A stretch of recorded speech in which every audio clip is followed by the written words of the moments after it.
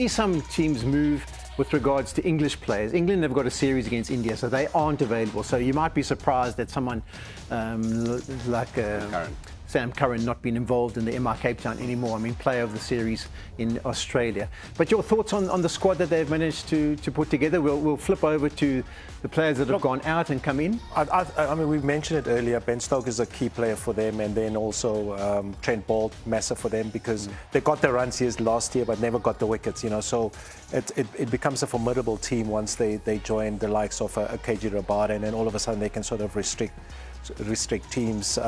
Amarazai as well into that squad. So I think it looks a well-balanced team. Every season we say that, but I think it's about getting out of that bottom. Yeah.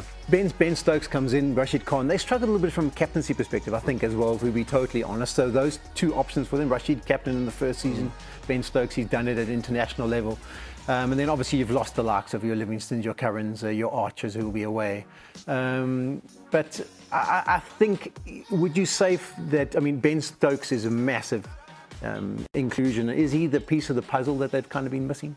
You'd probably think so. I mean, he's the all-rounder. I mentioned it briefly earlier on. He's a 3-in-1 player, bats, bowls and fields. And with all the experience that he comes in, he's one of those guys that you want in the crunch times. And he loves being in those crunch times of the game. So big players for big moments. And we mentioned Ben Stokes. I said the same thing with Rashid Khan, Trent Boult. It's the big moments in the game that you want. And I think they've definitely put together a lot stronger squad and a lot more experience and a lot more calmer heads, if you can put it that way. So I think they'll be good. Yeah, and the other thing, just quickly, with Ben Stokes, he can give them that power in the middle order, which is something maybe they would have lacked in the past, where I think he would bring that, where the other teams have that, the likes of a Klaasen and all of them. And I think Rashid Khan, I mean, he's MVP wherever he goes. So the fact that he's back, I mean, I think he'll be fantastic for them. Let's go to the poll rules. We'll just move up inland just a touch and have a look at some of the changes and to the squads that they've made. David Miller, obviously, he'll be key for them.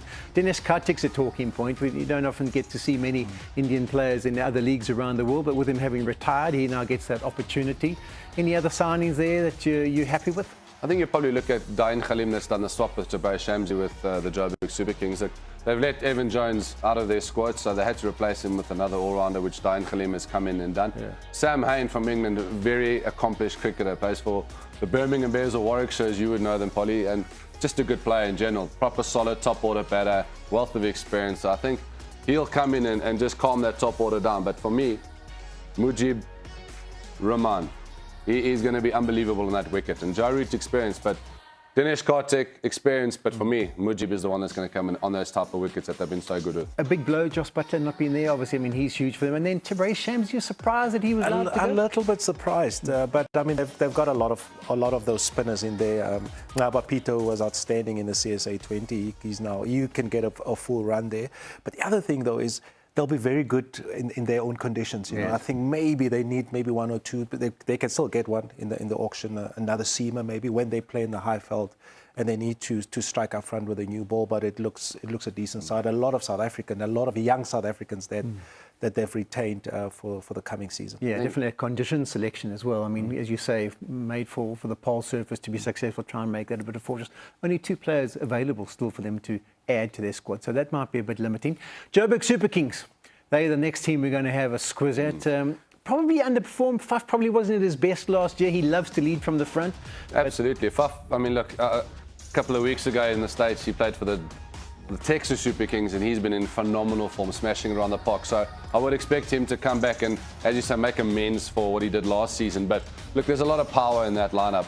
Devon Conway, what a story that is, coming back, being a Joburg boy, playing international cricket for New Zealand, coming back and playing for his local team, and Leos du Plooy, who was excellent last year. But what I do like is that those bowlers there, they've got pace and they've got spin. Yeah. With the experience of Imran Tahir, I tell you what, you put all those guys together, if they click, they will be formidable this year. Yeah, Tekshana back into the mix. He returns after missing out. Johnny Bairstow. Oh, he's big. I was a bit surprised. I thought maybe he would be included in the England one-day squad, but obviously not to be involved.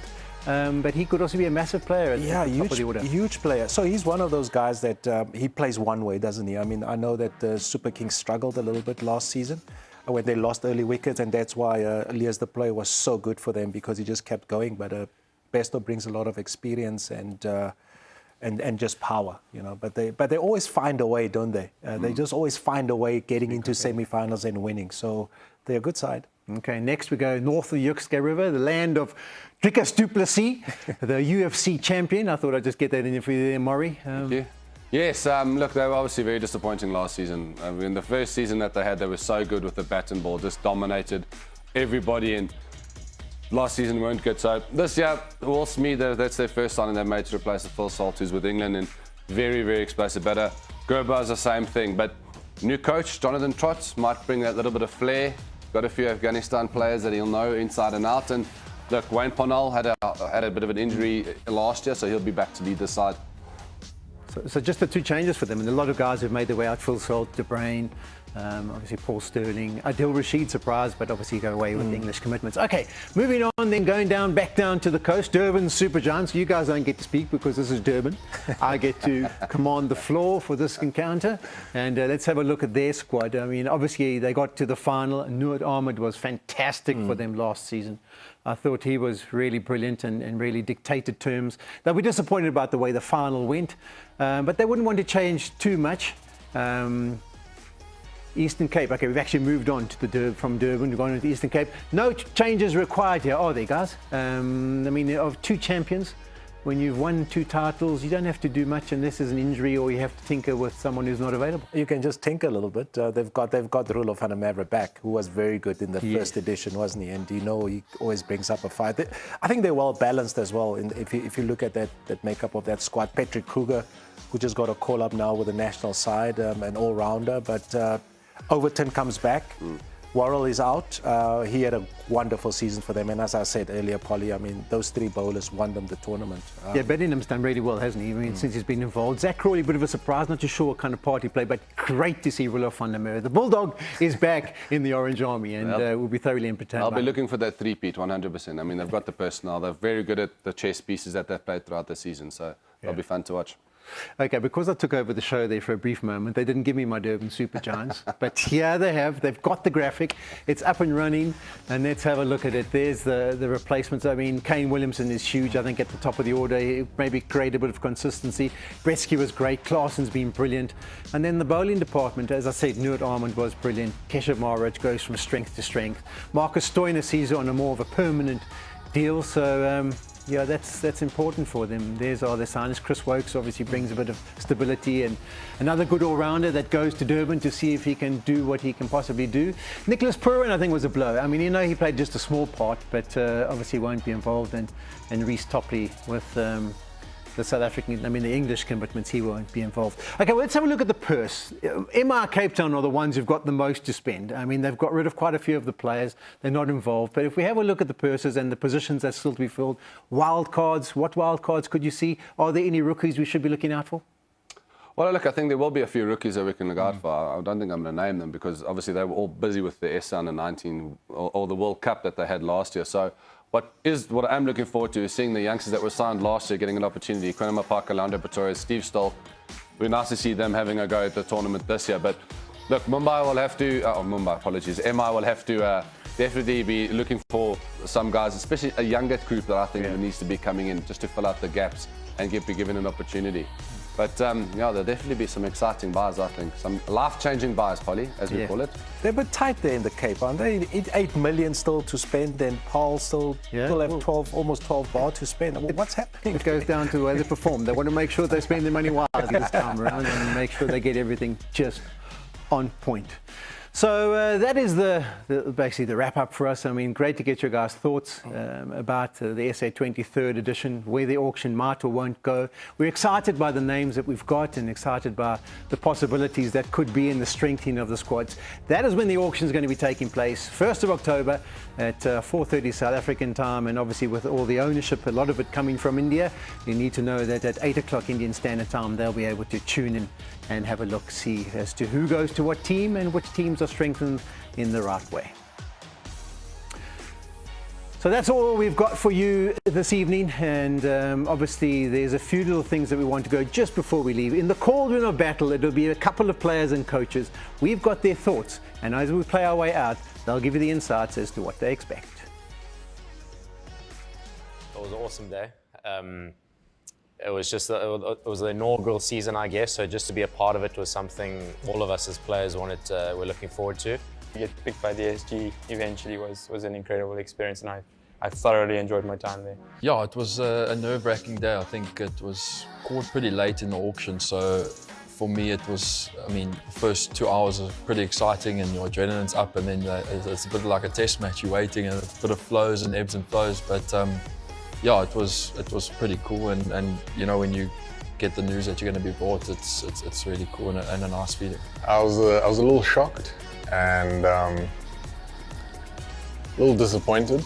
You know, I know about auctions since I've been in a few, and SA20 I was the first name called up, so you know people are still nervous, you know, to open up the wallets and a bit tentative to start, but yeah, the fact that I was picked up in the auction is a massive blessing. You know, it's never guaranteed, but shock was probably my first emotion. You know, sitting there with my popcorn, and I'm the first name out of the bag.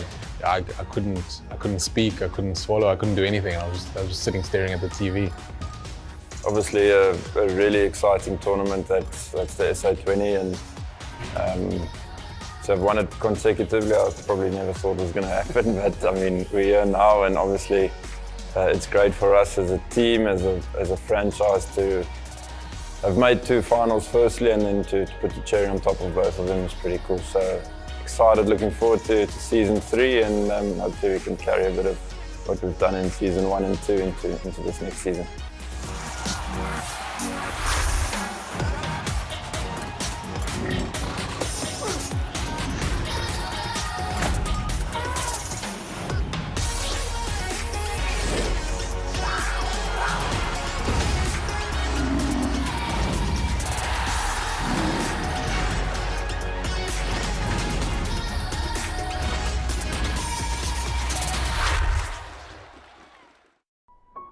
It is a shame for a person to grow old without seeing the beauty and strength of which their body is capable.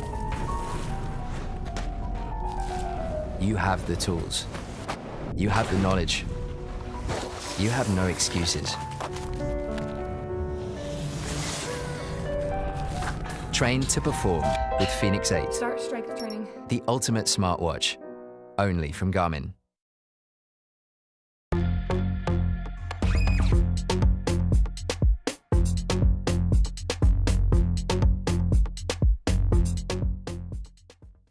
Sing us a little Reba song. Reba. Sing your favorite. I'm a woman. No, I'm a strong black woman. Strong. Because she's not black. What you gonna do? What you gonna... That ain't no Reba song. It's from her mixtape.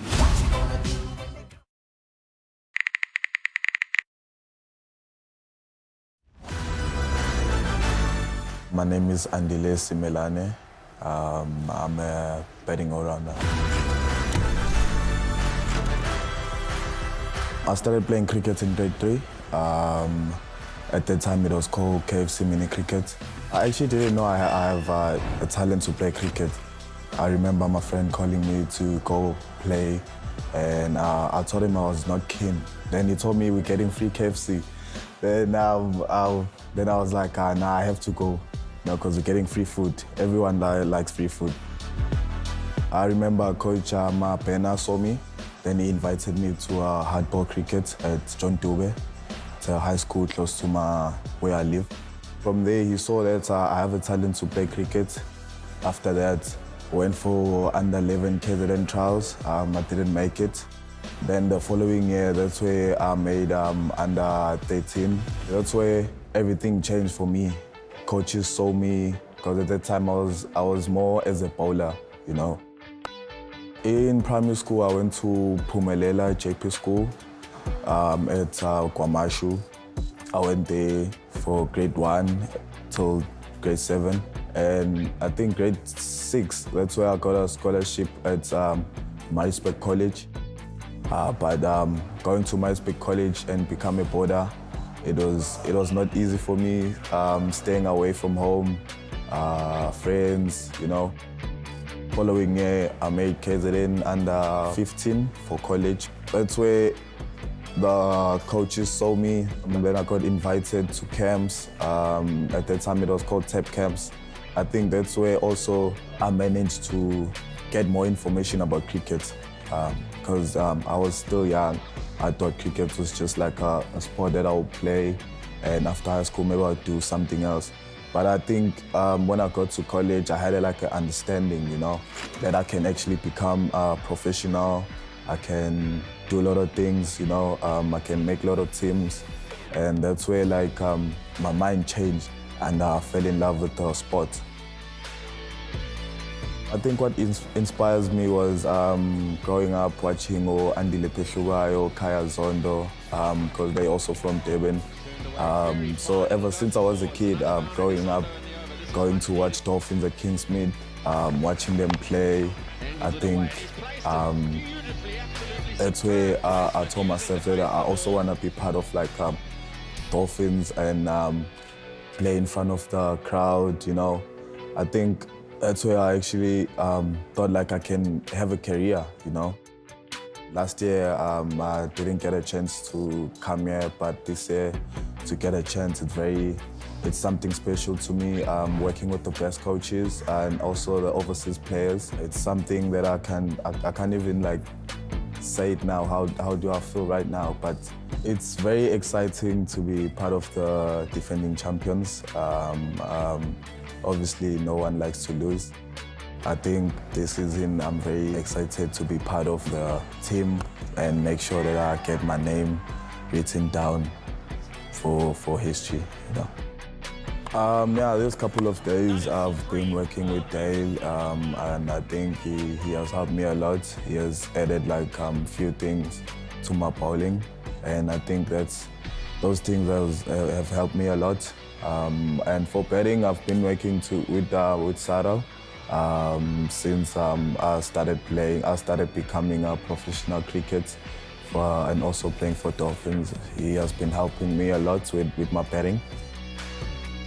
Andile Simelane, outside cricket. I believe I'm a shy guy, but a lot of guys and players say I'm not shy. I'm a clown, and I like to make jokes and also prank people. I like to prank,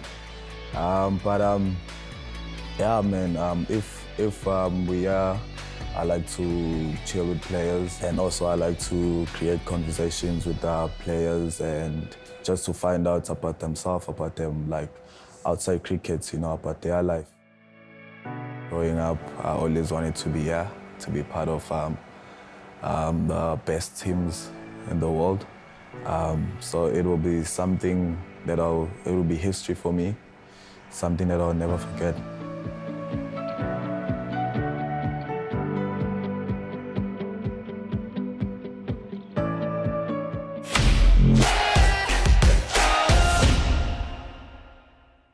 Hello, it's me, Gary Boonsaier. This season, I've been doing a great deal of scientific research to find out what makes the ultimate VURC couch coach to help our players hit different. Clip me. Exhibit A, game day setup. You never want to take your eyes off of the game. Go for the remote? No, see, it's in a remote location. 40 centimeters from the waist. We know who's going to play on the day, but who's on your bench watching the game with you? Family, yes. Except if you've got a sissy who wants to TikTok in front of the TV. Neighbors, if they bring the place, they can have a place. Things to say on game day. Roll away and keep on rolling, poopy head. That's not in the spirit of the game. On game day, I want you to be more vocal than a Brakpan local. So, voice warm-ups. La la la la la la la la. Very nice. You hear that high note? Hi, Sharky. Hi. No. Bye. Our fans bring a passion that hits different. They give their best, so we give ours. Vodacom United Rugby Championship hits different. Broadcast proudly brought to you by Vodacom. Got to find a way out. This is not me. This is what it's come to.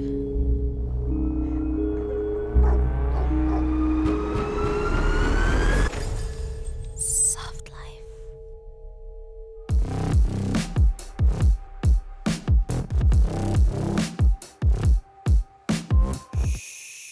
It's my time.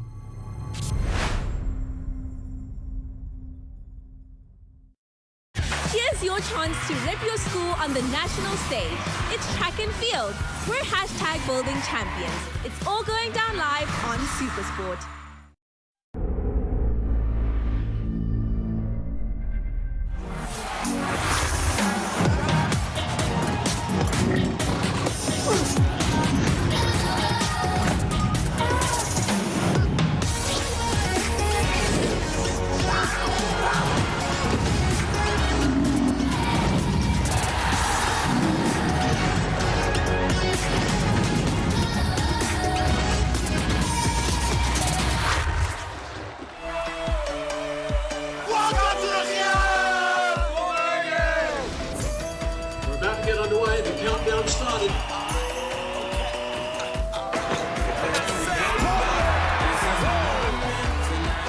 shot. This tournament has been the best. It's been a breath of fresh air. Betway SA20, this is where millionaires are made. Because of this, I'm sold into cricket. The sport is just going to grow.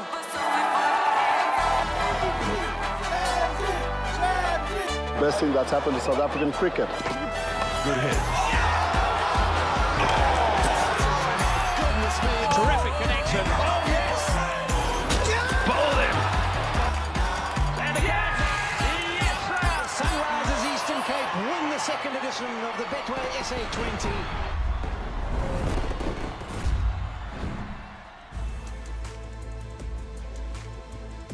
Welcome, welcome everybody. I'm sure that gets the juices flowing. It is the Betway SA20 auction and we're coming to you live from Cape Town.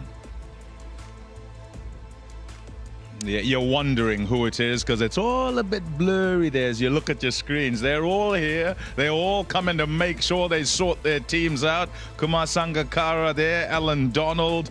Yeah, a whole lot of, look at this. Brian Habana is there in the crowd as well. So, yeah, looking forward to what's about to happen. And no doubt, they're the winners. There's Russell Domingo there in charge and hoping that they can do a three-peat. Will they? Won't they? That's the question. We won't get the answers today, but what we will get is who their squads are as they try to sort it all out in auction. Hopefully, there's a tussle. A couple of lovely gentlemen alongside me, Mark Bouch, as well as Ashwell Prince. Gents, nice to see you. Bouch, how are you, first of all? I'm good, thanks, Pom. Great to be here for the third edition of this event. I think it's been fantastic for cricket in our country, and hopefully this one can do exactly the same. What are you thinking right now? You think hopefully tomorrow we can get started, or the kind of, montage of everything that's going on, what does it make you think of the tournament? It's a fantastic build-up, Pommy, and I think just let it brew for a while. The auction today is going to be exciting. There's a lot of eyes. There'll be a lot of young eyes as well. The rookie section is always something where some of the schoolboys, some of the youngsters are watching their mates' names in the rookie section. So yeah, it's going to be exciting. And then the build up to the tournament in January. You're more patient than I am. I really wanted to get started straight away. Let's get straight into squads and all that. Who's in, who's out, and Bouch, you kick us off. A look at the Super Giants here. Yeah, the Super Giants. So they've got quite a few players out. Nicholas Poran is one that they'll miss a lot. But the introduction of Kane Williamson, he'll be one to watch out. Chris Wokes as well. Yeah, on to the next, and Ash, you go with this one. Joburg Super Kings and how they did, and who. Look at that, Tabraiz Shamsi coming from the Royals. Yeah, that's a big move, Shamsi, in at the Joburg Super Kings.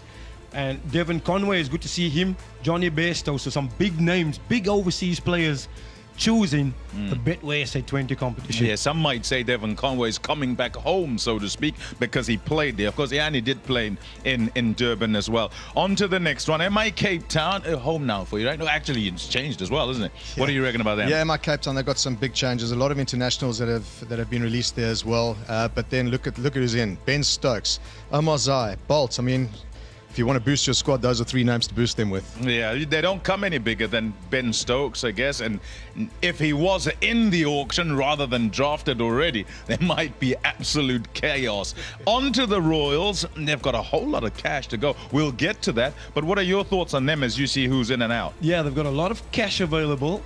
Quite a few outs for me, but only one player really that they can go big on because they got big budget and they need one or two more players so they can really afford to go hard at the player that they want. Joe Root and Dinesh Karthik. What a signing to be able to have Dinesh Karthik over in the Betway SA20. Yeah, and then Pretoria Capitals. I mean, you look at a couple of players that they've released as well. Some big players in full salt. But bringing in Gurbaz and Smeed, a youngster from the UK who's going to be interesting to watch him play. And then Liam Livingston coming over from MI Cape Town. He'd want to have a better season. Okay, yeah, there you go.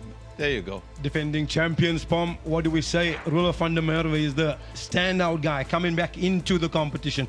And that first season, he was outstanding for the Sunrisers.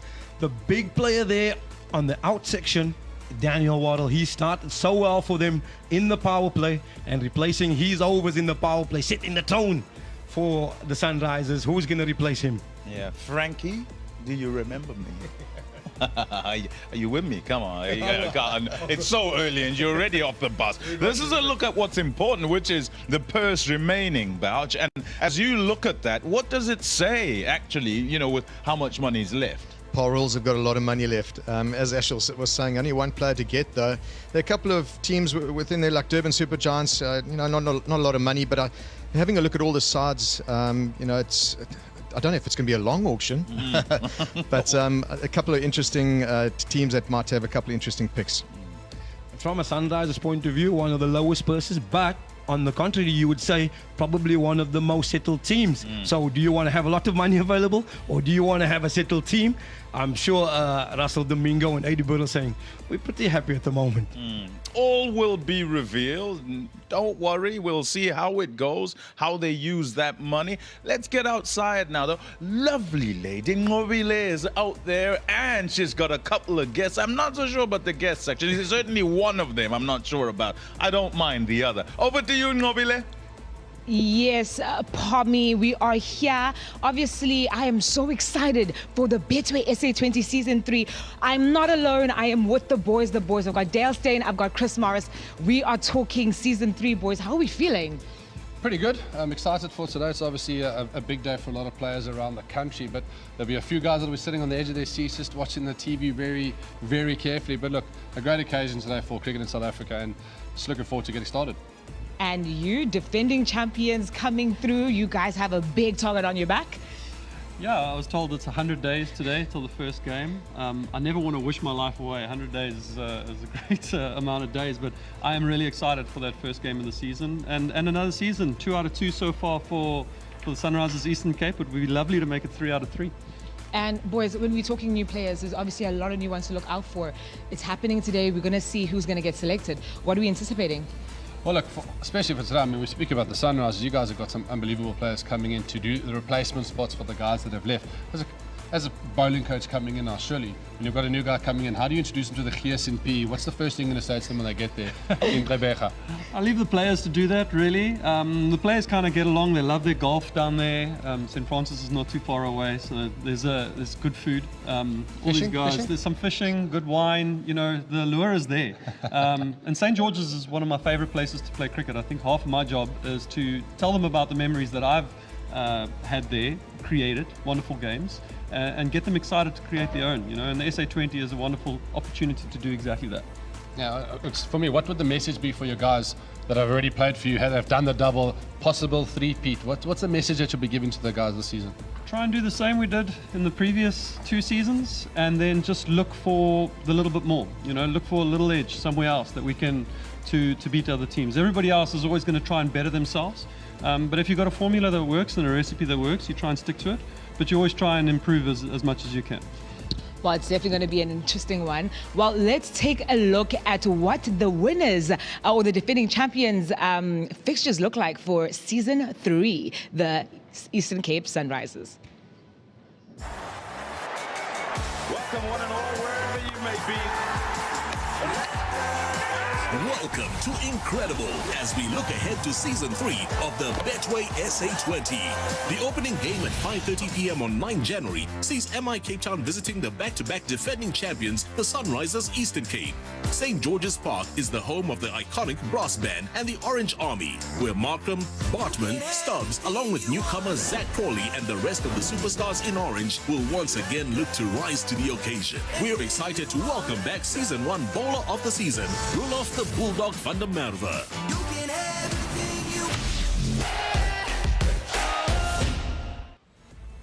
The question is going to be, can they do it 3 times in a row? That really is the question to the Sunrisers Eastern Cape. You can't see them, but all of them have shaken their heads and gone, absolutely no chance. The other franchises, because they want to make sure they get in on the action of Betway SA20. Commissioner alongside me, Graham Smith. Graham, how happy are you that we're here, first of all? Yeah, Pom, amazing. Just under 100 days to Season 3, and if you go back a couple of years, just incredible what we've been able to build in 2 seasons, and very excited with what's to come. What are you looking forward to, particularly in season number 3? Well, I guess just building on what we've been able to create, I think the standard of cricket, the fans returning to the game, the excitement inside our stadiums, and an event that's captured the imagination of South Africa and around the world. So obviously we want to build on that. Today is an important part of what's to come in season 3, and the standard of the teams is crucial to the strength of the tournament. What is it you feel has made the tournament particularly successful? What is it you've done that you feel has done that?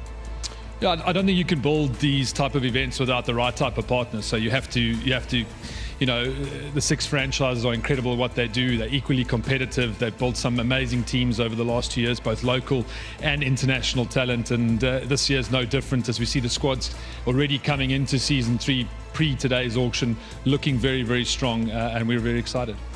I wonder if I might be going off script a little bit, but what it is that makes them want to come here, and many as they kind of look around and wonder, oh, hold on, why is he going there? Why isn't he? When you're in competition with others, what do you think makes that happen? Well, I mean, I think we were quite ambitious up front. We set some big goals for Betway SA20. We wanted to be the biggest league outside India. And I think we're starting to see that with the strengthening of the South African group of players, year on year, you're going from strength to strength, making a World Cup final not so long ago, seeing the standard of the cricket last year improve dramatically, and then being able to attract some of the biggest names in the game. And I think, we're starting to see that already with some of the pre-signings, and some of the names that have been in the auction. So, hopefully it's an event, and what we're starting to see is an event that the best players in the world want to be a part of. Okay. What's happened just about every season is you've innovated new things, wonderful crowds, of course, and so they'll be expecting more. Is there more? There's always more, but I think a lot of it is, that's a common question, but a lot of it's about doing everything right. I mean, the feedback we receive from our fans is that they've really loved the experiences in stadium, the opportunity, the entertainment, the cricket, and, the opportunity for every walk of life to come and have a great time with us. And, achieving close to 380,000 people through our gates each season so far is something to be proud of. And, I think it's about doing more of the same and hopefully getting better at the areas you weren't so good at in the past too. Okay, yeah. Well, all the best with sort of introducing everything. For everybody else, all of you who are watching, let's get you a taste of what happens. And I speak to some people who might not have been yet. You heard him there say something for everyone as they come through the gate. So if you haven't been, you want to join the party. If you're already on the bus, well, you're going to have an even bigger party this time around. Here's an explainer for you.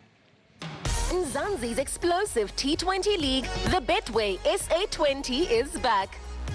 Franchises are planning their teams ahead of the Season 3 player auction. Let's break it down to see how the process works. The salary cap. Each season, teams are given a salary cap to spend on players. For Season 3, this amount has remained at 39.1 million rand per team. Player slots. Each team has 19 player slots in the final squad. 1 wild card, 1 rookie player, and the balance of 17 players. What is a rookie? A South African player aged 22 or younger on the day of the auction and is new to the Betway SA20 league. What is a wild card? This is a local or international player whose fee is excluded from the salary cap. The deadline for wildcard selection is the 30th of December. How do teams free up player slots? 1. Retain a player. 2. Trade a player. 3. Release a player. After the process, teams will have their preliminary squads, and this determines the number of player slots available to fill at the auction. After the auction, squads will be finalized for Season 3. Catch all the auction action live on SuperSport on the 1st of October.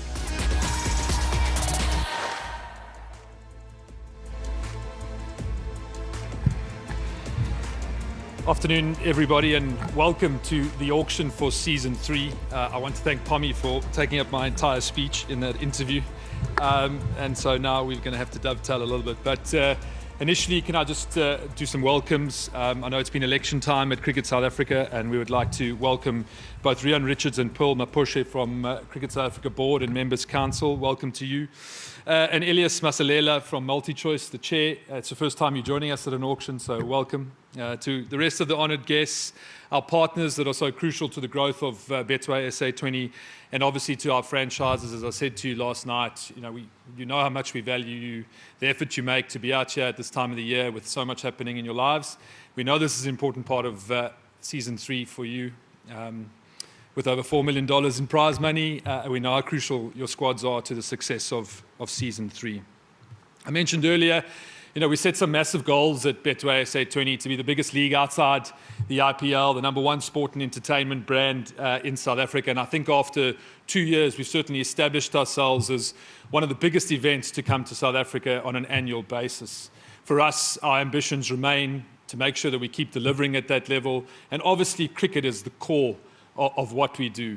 In-stadium experiences, entertainment, fan experiences are crucial, but the cricket and the standard of the cricket is of key importance to us. And I think what we're starting to see over the last coming months with the pre-signing of both local and international players, that some of the biggest names in our game are coming to season 3, and that is something that we are extremely excited about, to see the growth and the improvement of those standards year on year. It's often difficult to explain auctions. In season 1, we had a 9-hour auction where the squads were built from scratch. Going into season 3, there's an element of pre-signing and retained and released players that will come into the auction. But, people will look at the size of this auction, but there's only 13 players available to be selected and 6 rookies, so 19 slots. But just some stats before it was broken down before today.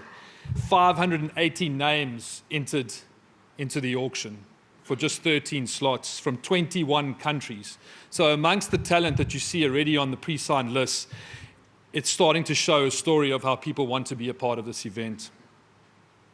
My job today really is to wish everyone well, wish our franchises well, those players watching on TV that I'm sure are sitting anxiously hoping that they get the opportunity to be a part of season 3. Good luck to the 6 of you. I hope it goes well.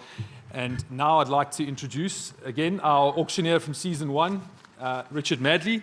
I know you don't need any introductions, but good luck and take it from here.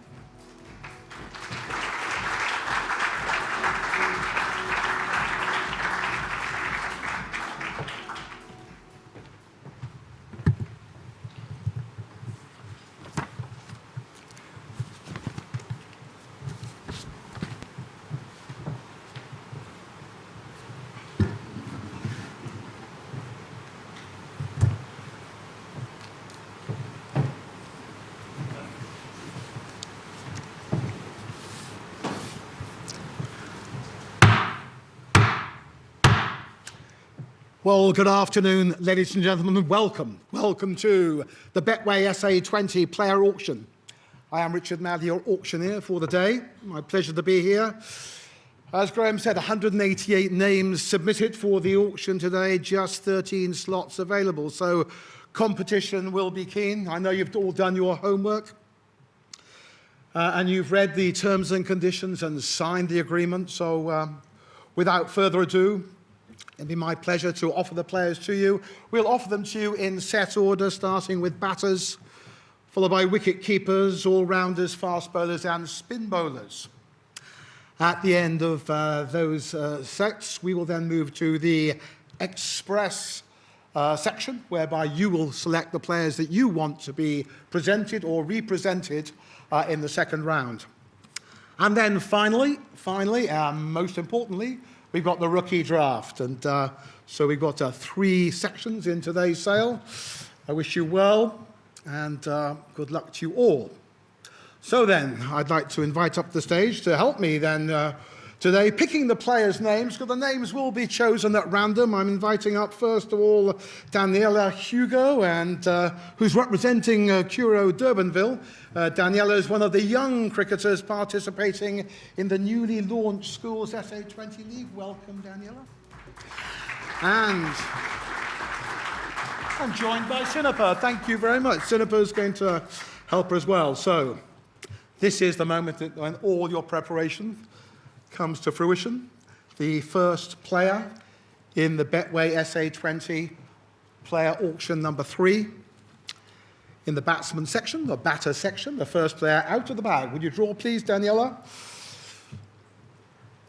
The first player is indeed player number 1. Player number 1, that's Tony DeZorzi. Tony DeZorzi is the first player in today's auction. And I'll ask them an opening bid, please. An opening bid, please, of 175,000 to start me. An opening bid, please. The bid to start, the base price of 175,000 rand for Tony DeZorzi at 175. That would be the opening bid. Do I see an opening bid? I'm looking for an opening bid. I see no bids. No bids for Tony DeZorzi, you're quite sure. We'll therefore pass the player. Any players that are unsold in today's auction can be represented in the express line, so it's not the end of the line. If the player doesn't make it first time round, they can be represented, and they'll get a second chance in the express section. So therefore we move on again then to the next player in today's sale. The next batter, who have we got there, Daniela? Digging deep. Thank you. Player number 2. They're coming out in order. Player number 2. This is Risa Hendricks. For Risa Hendricks. And there, straight in. MI Cape Town, open the bidding. Thank you. 175 to start. I've got the opening bid.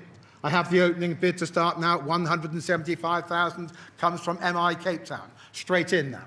Bid on now if you want him now at 175. I have the opening bid. There it is now. Who's going to go next at 175,000? MI Cape Town it is. One bidder. 200 bid now. Pretoria Capitals come in now. Thank you. I got 200,000 bid now at 225. At 225, say MI Cape Town now at 225. 225, 250 bid now, 250, 250, 75 I have now at 275, 275, 300 bid now. Here we are at 300, 325 at 325, MI Cape Town now at 320, 50 bid now, 350 Capitals now, 50, 75 at 375 now. Here we are now at 375 against the Capitals. 400 is the bid. I've got 400, 425. 425 I have now. I've got 425 bid now. Risa Hendricks here at 425. 50, say the Capitals. 450, 75, straight back. 500 going on now at 5. Now we're at 550, 550, 550, Cape Town, 550, 550, 600 bid now, 650, MI Cape 700, 700, 750, 750 bid, 800 now at 800, 850, 850, 900, 900, 950, 950, there it is, million bid now. There's a million, 1 million 1, 1 million 1, 1 million 2, 1 million 3, 1 million 4, 1 million 5, 1 million 6, 1 million 7, 1 million 8, 1 million 9, 2 million, Pretoria Capital, 2 million 1, 2 million 2, 2 million 3. Still MI Cape Town at 2 million 300, 2 million 4. The Capitals bid at 2,400,000 rand. 2,000,005, MI Cape Town. 2,006. 2,007. 2,008. Capitals bid 2,009. 3 million rand is bid from Pretoria Capitals.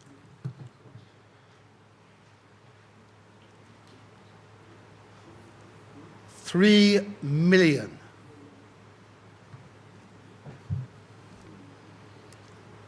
$3 million 1. 3 million 2.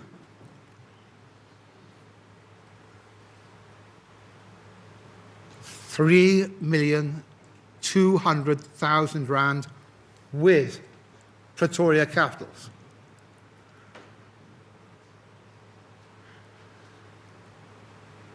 $3 million 2.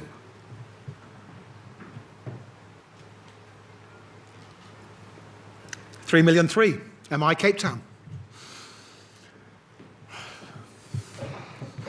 3 million 4. Pretoria Capitals, 3,400,000. 3,500,000 is bid.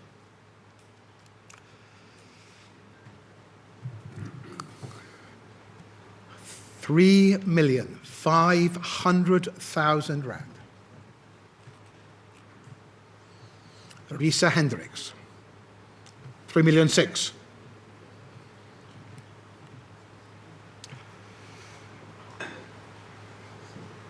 So now it's against you, MI Cape Town. Bids with Pretoria Capitals, 3,600,000. 3,700,000 is bid. 3,800,000. 3,900,000.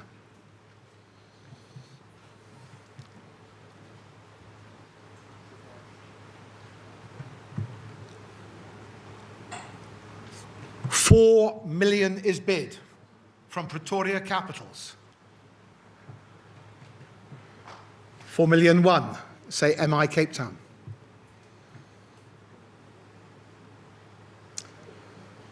$4,100,000. This is Risa Hendricks. 4,200,000. 4,300,000. Still, MI Cape Town. Oh, they've gone. Who's gone? Spend your purse.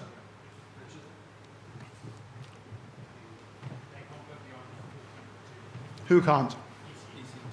Wow, not allowed to bid. Not allowed to bid, look at that. Banned. And after all that spirited bidding. So it's 4.3 with you. Got you? No, I've got you. Therefore you go. So we hold MI Cape Town at 4.3, yeah? That's it then. That's the bid, 4.3 million. MI Cape Town.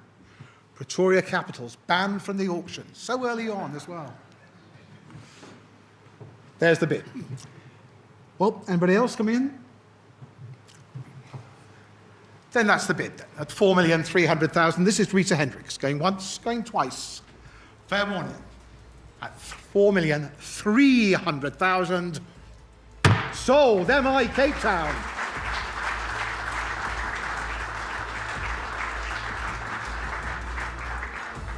Okay. Oof, how was that? Okay then, Danielle, let's keep going. Let's keep going. Who's our next player? Who is our next batter to come out of the hat? Player number 3. I can't believe this. We're going in order. This is extraordinary. Colin Ingram. Colin Ingram, mature South African batsman. Just had a great season with Glamorgan. Oh, you knew that. Of course you did.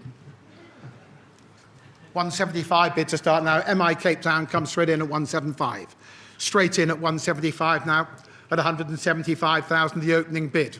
Colin Ingram at 175. I have the opening bid at 175,000. It is an opening bid. It's an opening bid. It could be a closing bid. That's all we need. One bidder. I've got the bid. Yet again, it comes from MI Cape Town. It is at 175,000 rand. Is there any advance, or I'll sell the player? This is Colin Ingram selling at 175,000 rand. MI Cape Town again. Thank you. 175. Well done, Colin. So, Daniela, the next batter coming out of the bag.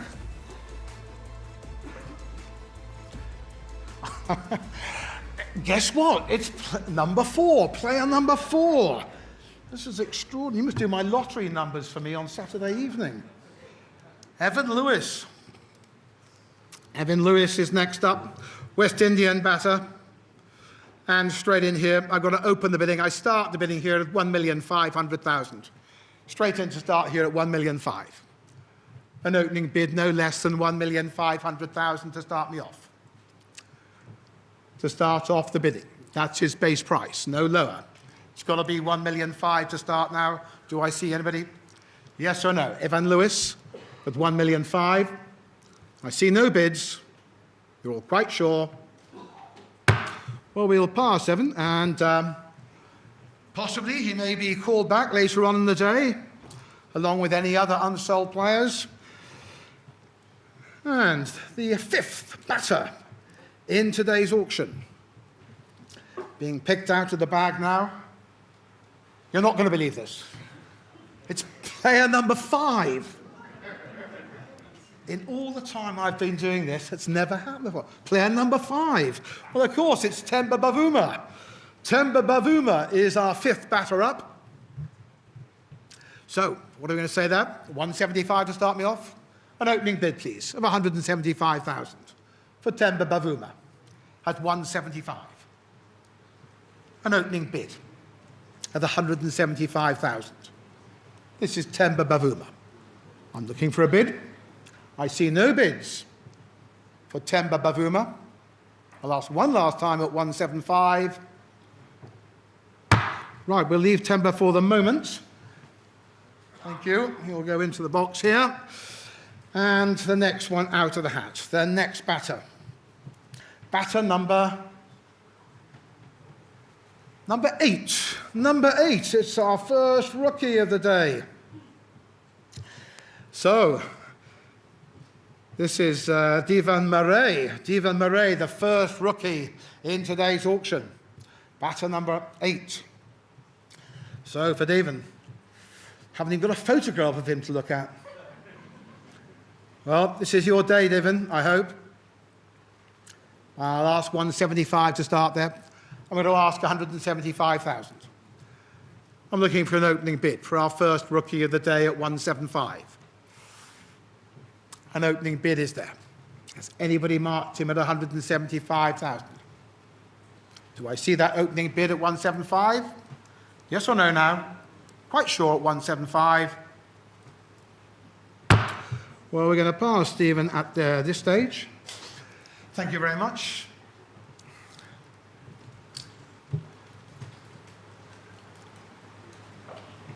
So the penultimate player, the penultimate batter in the first set in today's Betway SA20 auction.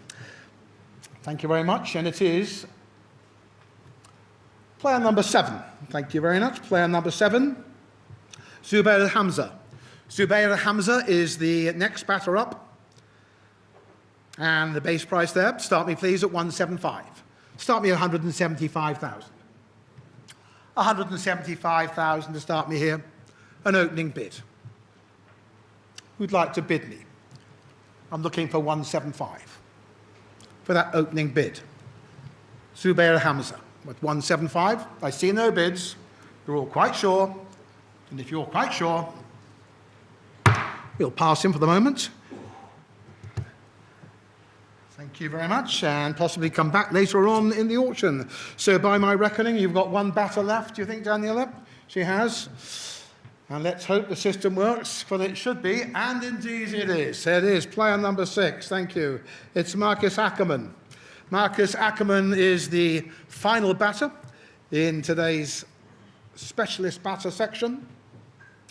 And again, I asked for his base price there, 175,000 to start me, 175, an opening bid. Start me off, will you, at 175,000. Do I see a start at 175? Marcus, 175 bid now. If they're Joburg Super Kings, open the bidding. I've got the opening bid at 175. 175,000 bid on if you want him now. If you want him, I've got a bid from the Joburg Super Kings, an opening bid at 175. Is there any advance on the opening bid? Is that the closing bid? Is it just one bid today for Marcus Ackerman? That's all it takes. It comes from the Joburg 200 bid now. Pretoria Capitals come in at 200. At 200. At 200. 225. 225 bid now. 225 now. Super Kings 225. 250. 50 now at 250. 75. 275. 275. 300 now. Capitals now at 300. 325 bid now at 325. 325, 350 I have now, 350, 75, 375 I've got, 400, at 400 bid now. Here we are at 400,000, 425, at 425, 450, 450 now, against you now, 450. Capitals bid now at 450,000 now. It's against the Joburg Super Kings. 475 is bid now. I've got 475 now. It's 500 bid now. It's 500. Pretoria Capitals bid 500,000 at 500 now against you Super Kings. And 50 would be next. I've got 500 bid here. 550, thank you. I've got 550 now. Super Kings bid 550, 550, 600. Say the Capitals now at 600, 650. Going on. Going on now at 650, 700 now at 700,000. Pretoria Capitals bid 700,000. For Marcus Ackerman now at 700,000. And we'll wait on the Super Kings table now. 700,000. I'll wait, I got it. It's all money, big money. One more, 750, they say 750. 750, 800 straight back now from the Capitals now at 800,000 now. They say 800,000 now on the Capitals tables now at 800,000 against you Super Kings. You're out. You're out at 800,000. You're in at 800,000. Pretoria Capitals bidding for Marcus Ackerman. 800,000. You are out. Out. Thank you. I'll check again. 800,000 it is. The Super Kings are out. And in at 800,000 are the Pretoria Capitals for Marcus Ackerman. One last chance then. I'll sell the player. If you're all quite sure, my hammer's raised at 800,000 rand. This is Marcus Ackerman. The bid from the Pretoria Capitals, and he is sold at 800,000 rand. 800 for the cup. Thank you very much indeed. So that concludes the first set in today's sale. That's the specialist batsman. Thank you very much indeed to my assistants. I'm therefore going to call up two new helpers.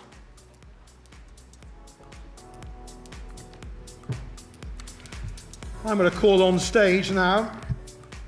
For the second set, I'd like to welcome Cameron Little, also a young player in the school's SA20 League. Cameron's representing the Tygerberg Hub, one of over 650 participating teams in the school's league. Welcome, Cameron. And he'll be ably assisted by Jean-Marie. Okay then, so this second set,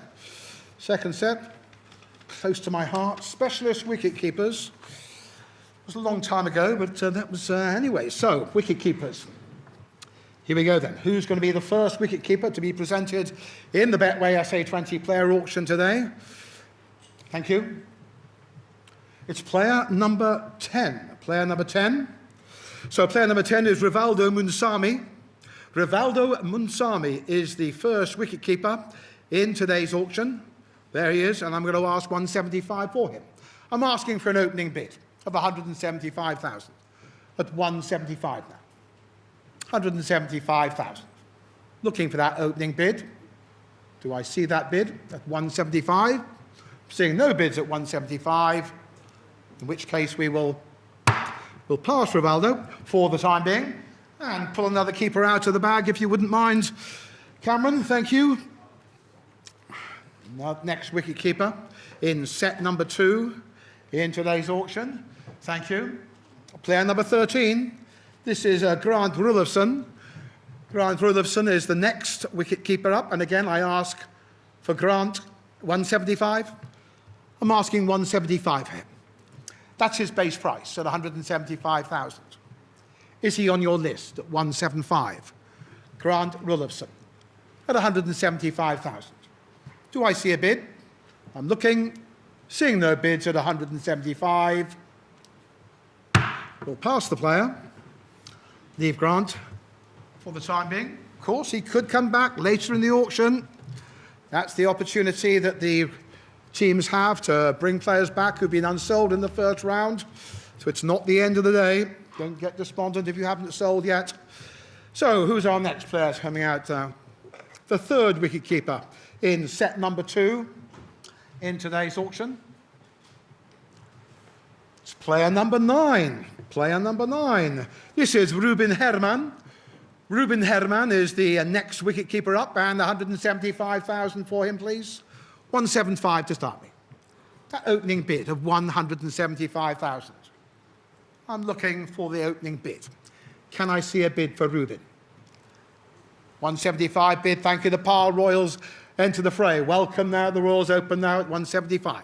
At 175,000 bid. I've got an opening bid at 175. Anybody else now at 175? That is the opening bid now. Do I see any advance on that opening bid? Just one bid. It's all it takes at 175,000. It comes from the Pile Royals. This is Ruben Herman selling for an opening bid of 175,000 rand to the Pile Royals. He is sold at 175. Thank you very much. 175 Pile Royals. Well done, Ruben.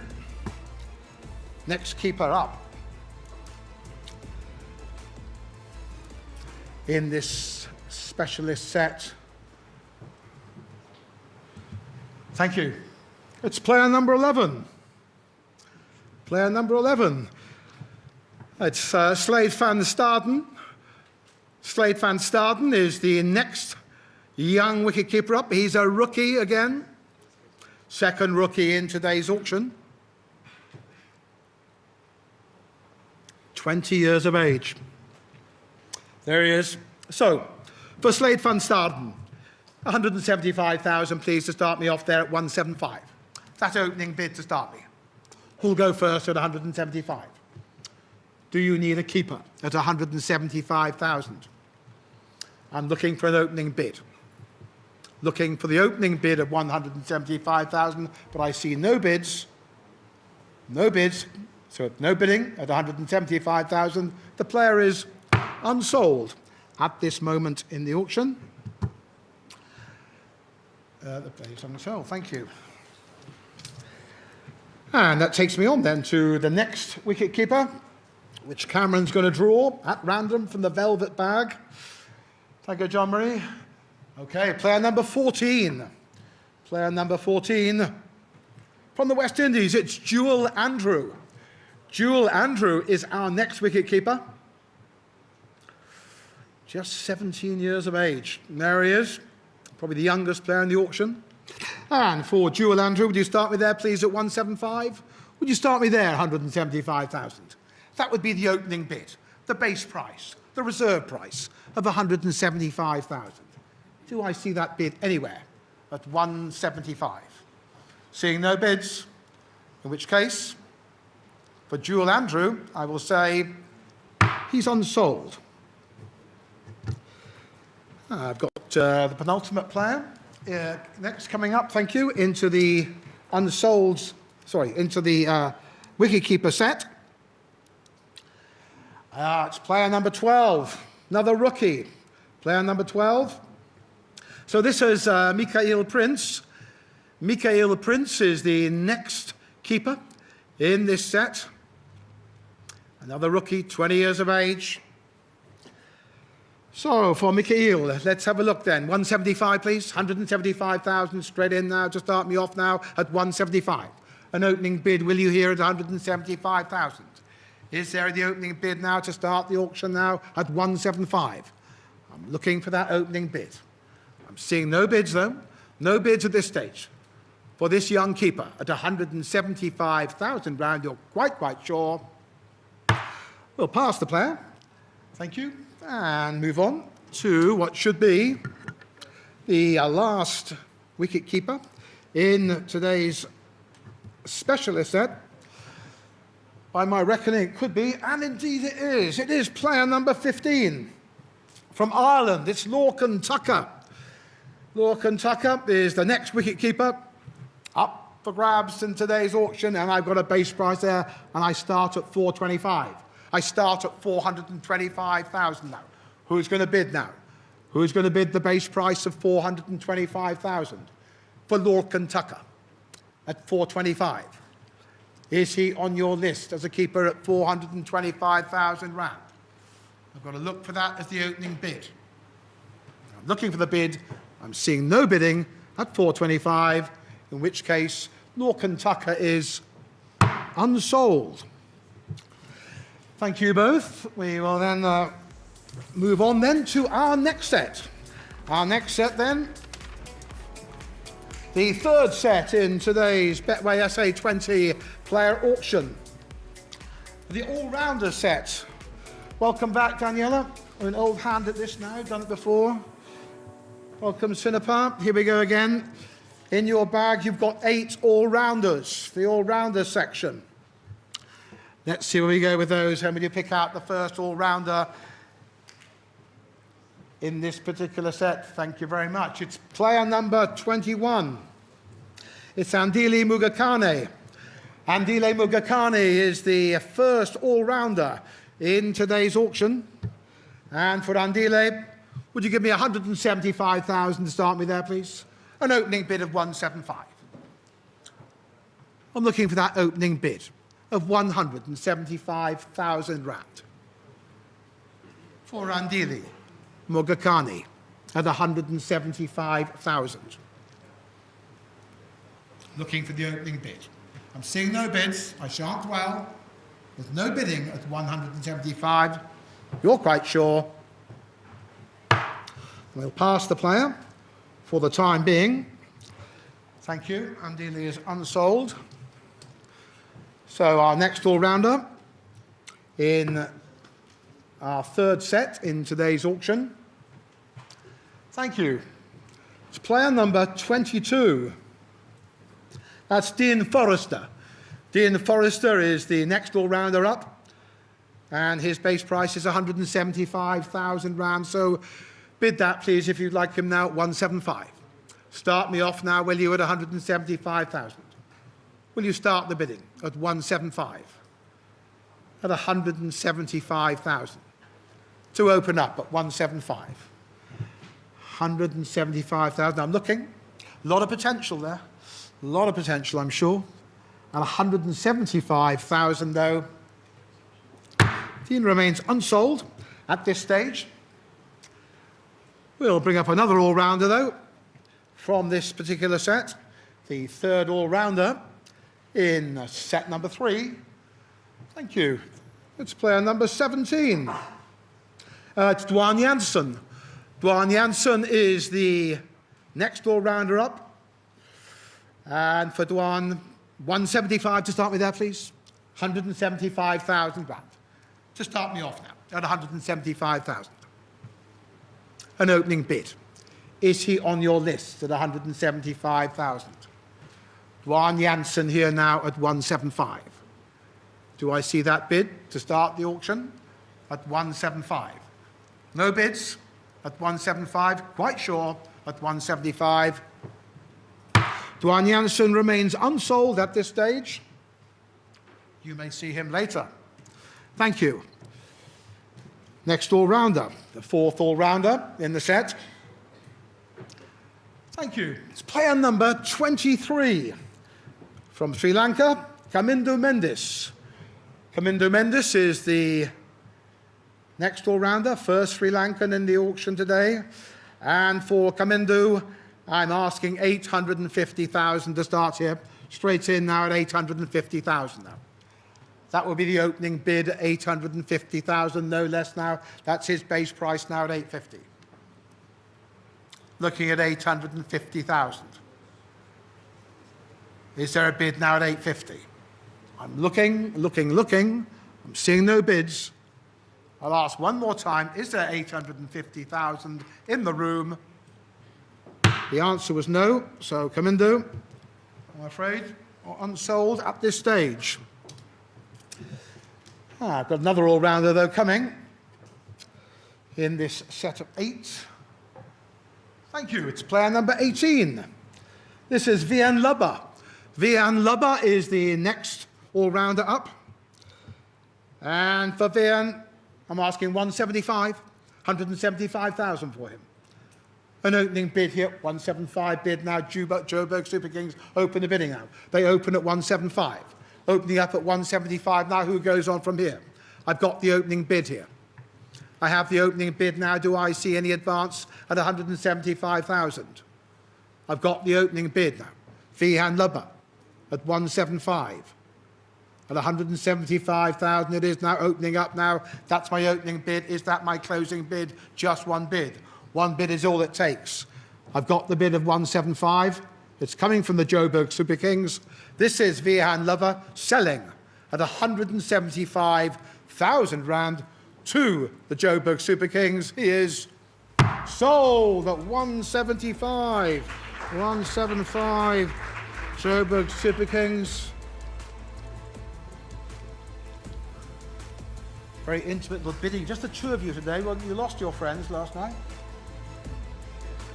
I'm sure they're in the bar. So, there you are, Super Kings get Vian Lubber. So, next all-rounder, who have we got coming up next then? Still got 3 to go. Player number 19. Player 19 from England, Tom Lammonby. Tom Lammonby is the next player up. And for Tom, I'm asking 425 to start here. I'm asking 425,000. Looking for the opening bid. To start it off now at 425. Who will open the bidding? At 425,000 rand. An opening bid. I'm looking for a bid. I see no bidding. You're quite sure? At 425 then. Alas, if that's the case, Tom Lammonby is not sold. Sorry, Tom. There you go, into the box. You might come back again, though. You never know. So, who's my next player? Who is it? The penultimate all-rounder.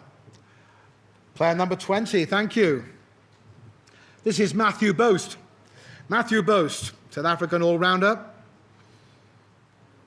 For Matthew, I'd like to start here, please, at 175. Starting off here at 175. Who'll open up here at 175,000 for Matthew Boast here? An opening bid, please. Looking for that starting price of 175. Anybody in at 175? Quite sure? Is Matthew on your list? Yes or no? At 175,000 rand. The answer was no. So, by my reckoning, there is one all-rounder left in today's Betway SA20 player auction. And it is, the system work, it is player number 16, thank you. It is Evan Jones. Evan Jones, the last of our all-rounders there. And for Evan, would you start me, please, again at 175? Open the bidding, will you? That base price of 175,000. To open the bidding. Who's in now for Evan Jones at 175? Anybody mark him yes or no at 175? Here's your chance, yes or no now, at 175 bid, Joburg Super Kings open the bidding. I've got the opening bid. I have the opening bid of 175. At 175 to start now, go to if you want him. I've got the bid of 175,000. I have the opening bid from the Joburg Super Kings. Is there any advance on that opening bid? Well, the opening bid looks like the closing bid. It's all it needs at 175,000. It's for Evan Jones at 175. It's from the Joburg Super Kings at 175. Well, if you're all done at 175, the player is sold for 175,000 and playing for the Joburg Super Kings. Thank you very much indeed, Daniela and Sunipa.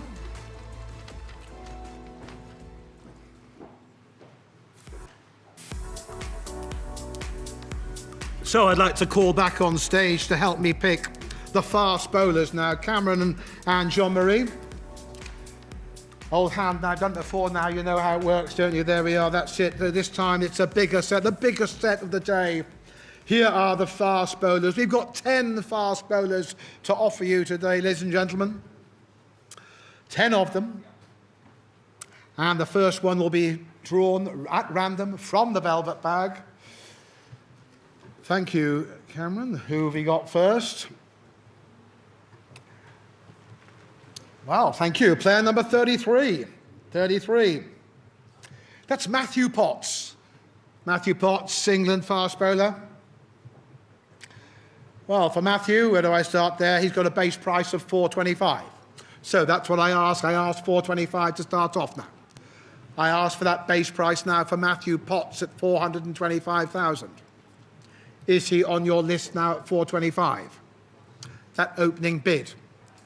That opening bid to get it going now at 425 now for Matthew Potts at 425,000. I see no bids at 425. Matthew Potts is unsold. Second fast bowler in today's auction, in set number 4. And it is, thank you, it's player number 25. Player 25, that's Josh Little from Ireland. For Josh Little, and start me there, please. 850 to start me there, please. 850 now to start the bidding now. An opening bid, please, at 850. Who will open the bidding at 850,000 now? To start me off now, at 850. Am I seeing a bid anywhere for Josh Little? I'm seeing no bids for Josh at 850, in which case the player is unsold at 850. Thank you. Next fast bowler, set number 4.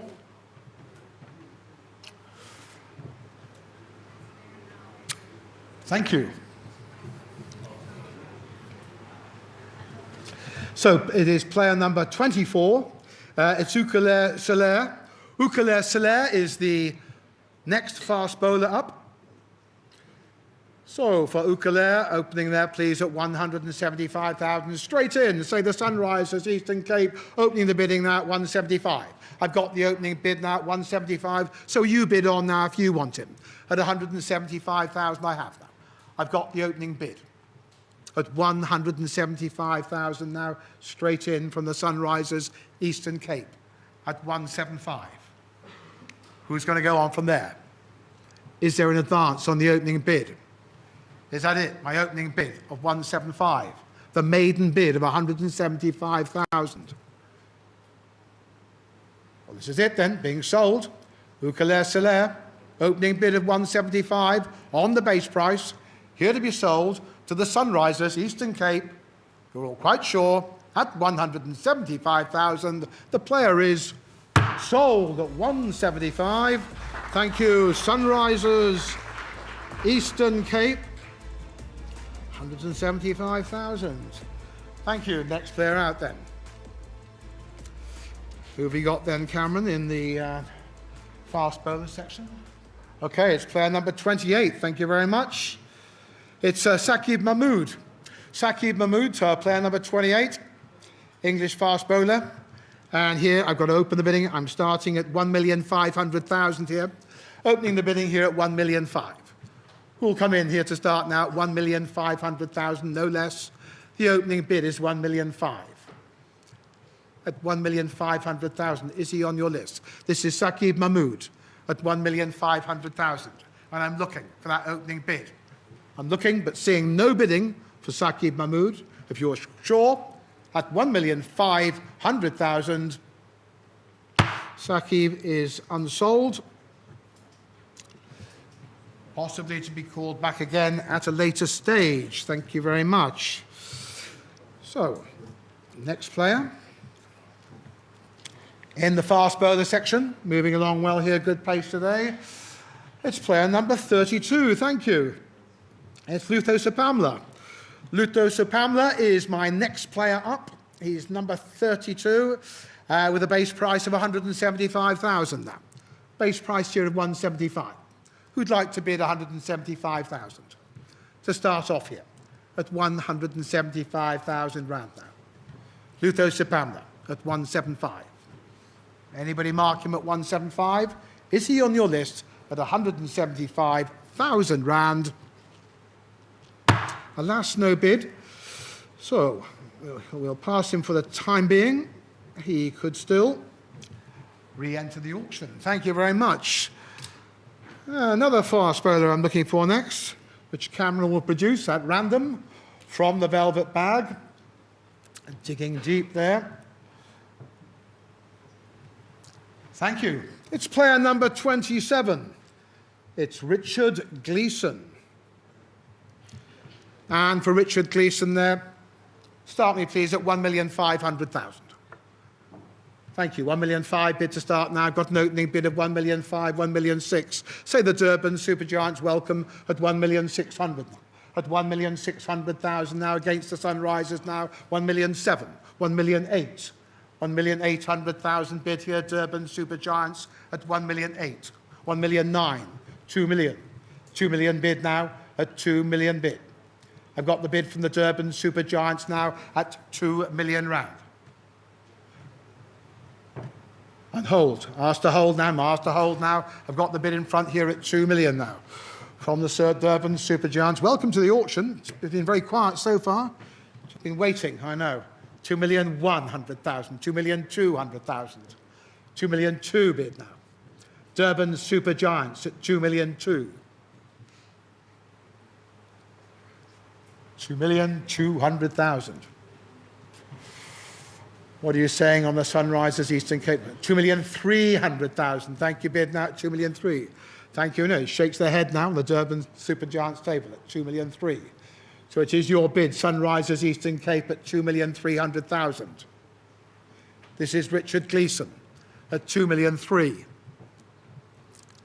Selling to the Sunrisers Eastern Cape at 2,300,000 rand. I'm going to sell them. My hammer's raised at 2,300,000. Richard Gleeson selling to the Sunrisers Eastern Cape, 2,300,000. Sold at 2,300,000. Thank you very much. 2,003,000. SEC. Good. Next player, please, Cameron.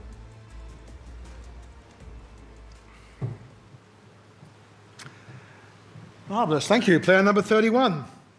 It's Bieran Hendricks. Bieran Hendricks is the next fast bowler in this set. And for Bieran, give me 175,000 to start there, please. 175 to start here. An opening bid here of 175,000 now. Can we get going at 175? That is the base price. For Bieran Hendricks now at 175.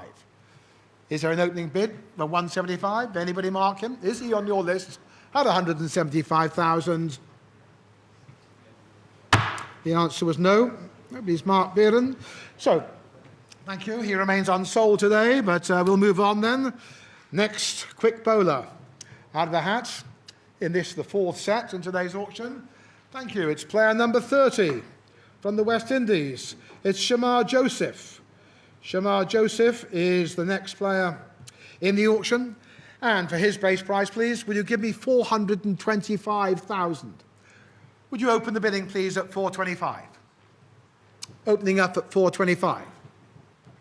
That's the starting price now at 425,000 now. Shamar Joseph now at 425. Do I see that opening bid anywhere now at 425,000 now? For this West Indian quick bowler at 425, I'm seeing no bids. Let's pass the player for the time being. Shamar Joseph, thank you. Unsold, thank you. Oh, we should still have a couple of quick bowlers in Cameron's velvet bag there. Coming out now. It is indeed player number 29. Another West Indian bowler here. This is Matthew Ford. So for Matthew Ford here, and their start straight in there, please. 850 to start me. 850,000 rand to start the bidding, please, for Matthew Ford now at 850. An opening bid, please, at 850. Do you see that opening bid at 850? I don't see it from here. At 850, I'll look and ask one more time. At 850, is there the opening bid for Matthew Ford?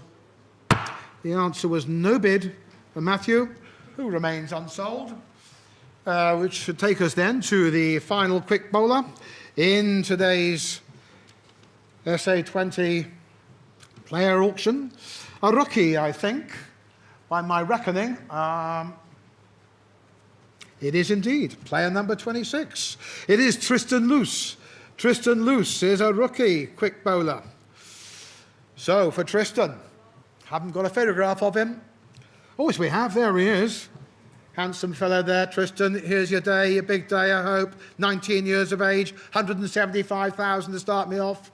Who's going to bid 175 to start the bidding here? An opening bid. An opening bid. Is there an opening bid at 175 to start the bidding? Do I see that opening bid? for Tristan Luce. Anybody mark him at 175? Well, I shan't dwell then at 175,000. No one's marked him at 175. Sorry, Tristan, you didn't make it in the live auction. However, we could see you later on in the rookie draft. Thank you very much indeed. So, by my reckoning, that concludes the fourth set, the fast bowler set. So we're going to move on then. Thank you very much, and to both to Cameron and to Jean-Marie. I then call back on stage for the fifth set in today's Betway SA20 player auction. The fifth set, welcome back. Old hands now, Daniela and Sinapa. This is spin bowlers. This is spin bowlers, the last of the specialist sets in today's auction. And who is our first player today in this particular set? There are 7 spin bowlers in today's set here. It's player number 38, thank you. 38 from England. This is Matthew Parkinson.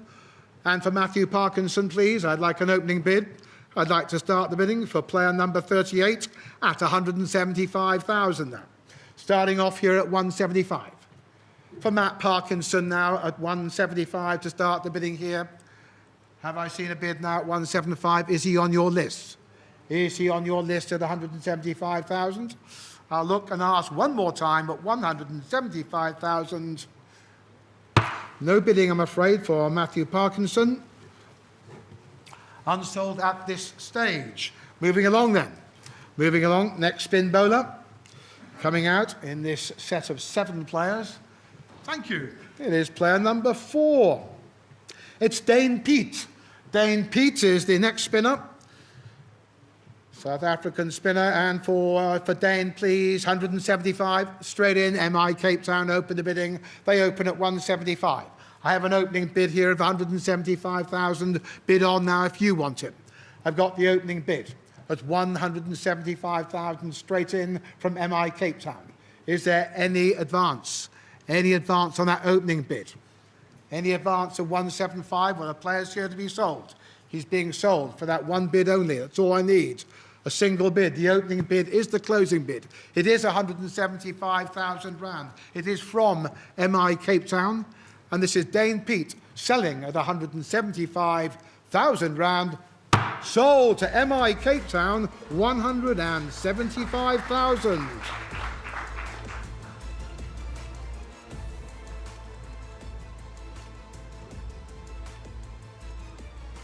Moving on then, next spinner out the bag. Who is it going to be then? Thank you. It is player number 36. It's Sir Semeto. Sir Semeto is the next spinner out of the bag. Player number 36, and his base price is 175,000. Would you bid for him here at 175? Will you bid me 175,000 now for Sir Semeto? At 175,000. Is he on your list at 175? I'm looking for the opening bid. Looking, not seeing at 175,000. Well, this is Sir Semeto at 175, and I have no bids. So the player remains unsold at this stage and goes into the little box below me in the rostrum. So, who's my next player? Who's my next spinner? Not many players left now. Thank you. It's player number 35 from Afghanistan. Welcome, our first Afghani player. This is Israel Navid. Israel Navid is the first Afghani player in today's auction. 20 years of age. So, what do we say? 425, I need to start here. An opening bid of 425. Start me off, will you, here at 425,000. That's the base price at 425. At 425,000, I'm asking now for Israel Navid. At 425, anybody mark him now at 425. He's not on your list. If you're not going to bid for him at 425, the player remains unsold at 425,000. Thank you. And we move on then to one of our final spinners in today's session.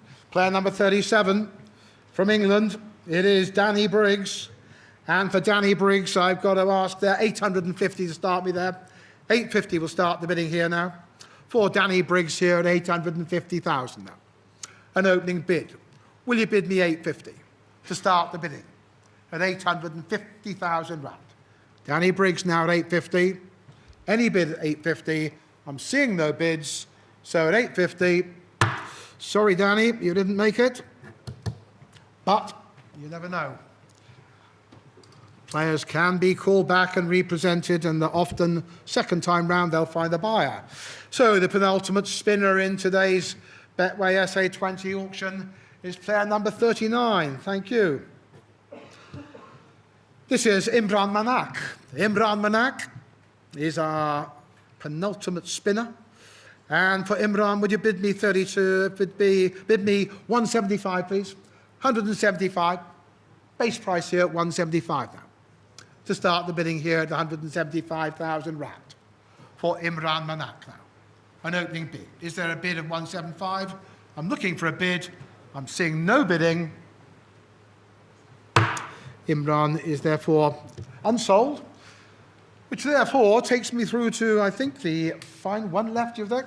We agree on that, Daniela. Well done. We got that bit right there, we did. We got a lot of it right. Thank you, both of you. So, player number 34. This is Junaid Dawood. Junaid Dawood is the South African spinner, the last spinner coming out of this particular section.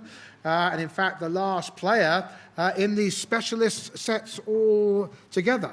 So, I'm going to ask 175,000 for him. I'm asking 175. I'm asking 175,000 to start. Is there the opening bid for Junaid Dawood at 175,000? I'm seeing no bids. So the player remains unsold. Thank you very much indeed. So that completes the 5 specialist sets.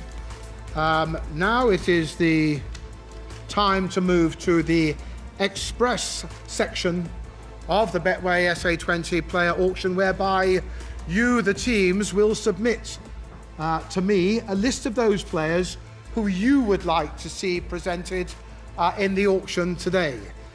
They can be any of the players in the list of 188 that you've been looking at for the last few days. They can be unsold players from today's sale, or they can be players who haven't been presented yet.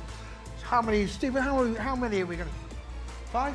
Up to 5. If up to 5 works for you, you pick a list of up to 5.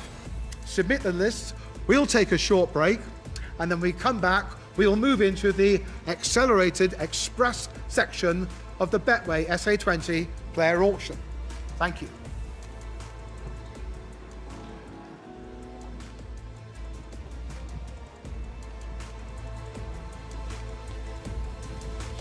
Yeah, right. Off they go. Bouch is here. Murray's here as well. Chris, I'll start with you. As you sat there and you watched them all go through it, were there any surprises for you? Yeah, look, I think straight up you probably look at Ackerman. He's Marcus Ackerman. You probably wouldn't be a name that people would recognise or know. He's done quite well in the domestic circuit, but I think that's a good buy for the Pretoria Capitals. He knows the high fault quite well, so he's a left-hander, nuggety left-hander, knocks it around. So I think he would probably have been the surprise for me so far. But look, I think what stands out for me is probably the buy of Reza Hendricks to my Cape Town. You've quite a lot of competition up at the top of the order there, so it's be interesting to see how they go throughout the season and pick in their top orders. Effectively, it's a reunion for all of them, the Highveld players who are at MI Cape Town, isn't it? And all the top order of the Highveld domestically, as it were. Yeah, look, they know each other, so why not get them all down to MI Cape Town as well? It's quite interesting that, so Reza was getting bid on by Pretoria Capitals as well, so they obviously wanted to go for him. So I think that because they didn't get him, they probably turned to an Ackerman as a backup player, which is what you do. What do you think of that MI Cape Town squad as you look at it? Well, I think it's a great squad. They've always had the potential in the last 2 seasons to go all the way, and they just haven't put it together. But look, you've got the experience of Reza's coming in international play, did well in the World Cup for us, and now you've got it. And now with Dane Pitt, a local boy, and Colin Ingram. So you've got some experience coming into that squad, and you almost feel that there's one little bit of connection that needs to be made between everybody to get that momentum going in the tournament. And if you look at that, it's a very, very good squad, and it's got a lot of potential. It's a bolstering, really. Rashid Khan comes back. Remember, he was injured, went for that operation, and now he'll be back. I suppose he comes back as captain again. I'd like to think so. He's a good captain, very experienced as well. But for me as well, just like the last pick that MI had there as well as Dane Pitt. MI like to do that, cover all their bases, have an off spinner. They like the left-hand, right-hand combination, so that's probably why they went for him as well. Yeah, it's always a question, I guess, Maury. What do they need? What do they want? And that's kind of difficult to ascertain. As we look, we kind of think that, but also as they look, sometimes there'll be blind spots, won't they? Absolutely, and I think Bart hit the nail on the head in terms of covering all their bases. It's one thing picking your 11, but when you pick in a full squad, you've got to actually look at what on different surfaces. We saw some of the pitches turn last year, so a guy like Dane Pitt will come in with his experience, but he would probably be a backup to another spinner. So the dynamic of a squad is unbelievable, the way they've done it. And like I say, we mentioned Mike Cape Town. They've got a good squad. They just need a gel. Champions, here they are. You happy with them? Yeah, look, I like the look of the squad as well. There's some clever heads behind the selection of the two bowlers that they basically got in their squad as well. Tsele, we know what he can do. Got some skiddy bowling to him, which would probably do very well at St George's Park. And Gleeson as well. I think he's been one bowler who's shown some good signs in South African conditions. There's a bit of experience there as well. So these Adi Burrell, he knows what he's doing. He selects wisely, and this team, although it might not look that great on paper, these are a good bunch of cricketers who will fight till the end, and that's what Eastern Cape is all about. Yeah, and the way I look at the Eastern Cape side is that they've got Gleeson to replace Worrell. I know you've obviously got Overton, who missed out last year. He's in there, but Worrell did so well with swinging the ball away for that Eastern Cape side. So the Sunrisers, again, a shrewd bit of a selection. Yeah, 3.78 million. As we kind of go through these squads, actually, you look bottom right to see what they have left. But also importantly, a couple of players that they need. They wanted Reza, didn't they? And they didn't get him. Now they have to go to plan B. Yeah, they ran their purse down, didn't they?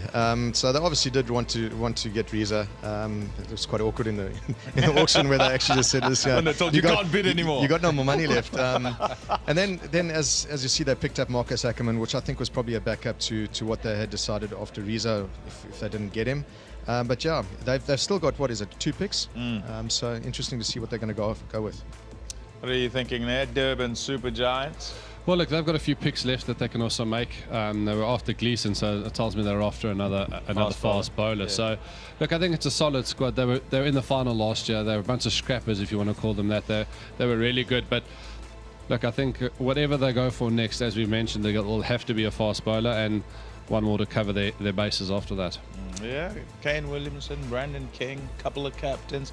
They're good additions already, I guess. Then Joburg Super Kings, 3.58 still left. Yeah, important. Yeah, it's always nice to have a bit of cash in the bank. They went for 2 all-rounders in Libba. Some good local knowledge there as well. I think Albie was probably behind that. He's a good cricketer. But off spin, good hitting left-hander as well. And Evan Jones, I mean, we saw him come into last year's edition, and he actually performed really well. I'm surprised 175 was the amount that he went for there. Yeah, he'd probably be the steal for me. I mean, he played an innings a couple of nights ago where he got 80 off in no time in a losing cause. Yeah, but where they were being thumped. Well, naturally.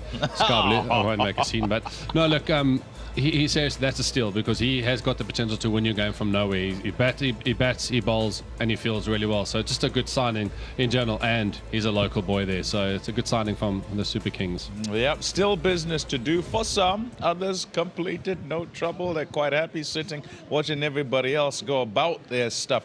What's happening outside? That's the question, though. In a little bit of a break, and Ngobile is always busy trying to catch up with people. Ngobile, who do you have with you now? Pommy, you know I love the stars. I love to be with the cricket players. I wish I could be one of them. Maybe I'd be getting auctioned today and I would get some good money. I'm here with Davin and Ferreira, and I'm also here with Gerald Coetzee. These boys both deserve a congratulations. One won in the hundreds and the other one got married. So the boys are winning. It's looking good. Boys, how are you doing? Yeah, I'm good, thanks. How are you doing? I'm good. You, Joe? Good, yeah, excited. It's been a good evening so far. Ooh, season 3, it's happening. Now tell me, guys, you've played in leagues all over the world. What makes playing in the SA20 special to you? Yeah, well, I mean, obviously, South African gees is different. I think we all know that. And I mean, it's our home tournament, so we want to be playing on home soil in front of our home crowds. And last 2 seasons, the crowds have turned up. So let's see what they're going to bring this 3rd season. You, Joe? I think, yeah, to reiterate, the crowds have been incredible. Like, we've had some really good fans, and the quality has been incredible. Difficult conditions, you know, it's so different wherever you play, but it's just been really good quality. Talking about difference in gees, you know, for me personally, what I love about the SA20, it always brings the gees. In different stadiums, it's always so different. But which one is your favorite one to play on in terms of turf? I think we've got to be biased because we both play for Joburg. But I mean, you know, I should have said outside of Joburg, I see now. Maybe. Okay, outside of Joburg. Outside of Joburg. I'm going to say Pretoria. I love batting at Pretoria. I'm a batsman. I don't know if Gerald's going to say the same thing. But usually there's quite high scores over there. The ball flies to the boundary. So for me, I would like to play at Pretoria if it's not at Wanderers. And yourself? I don't mind any of them as long as the wickets are dodgy, you know, it's good. As long as it's good for bowlers, I like them. The focus for you guys, you're like, you just want to win this thing. The boys got the eyes on the prize. Now, guys, obviously, you guys have to put on a bit of a show when it comes to actually playing the sport. We want to know what we can expect from you as individuals or your teams coming into the season 3.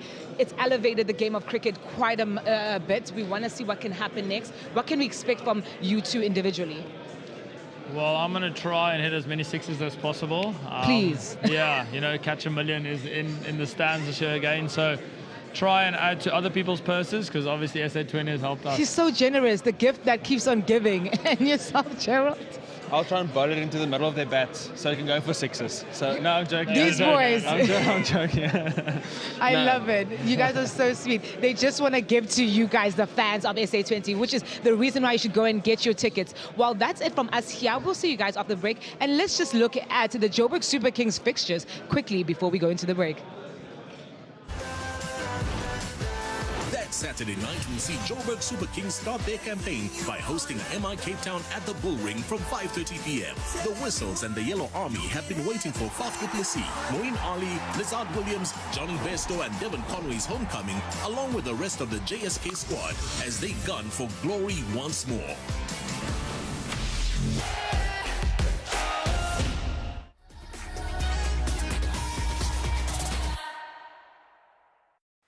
Remind yourself what life is all about. Adventure awaits in the all-new Photon Tunnel G7. Expand your lifestyle, your boundaries, your imagination. The all-new Photon Tunnel G7. Expand your lifestyle. Big chance here, and put away by Alfred Duncan. Rafael Leao goes all the way, and adds Milan second.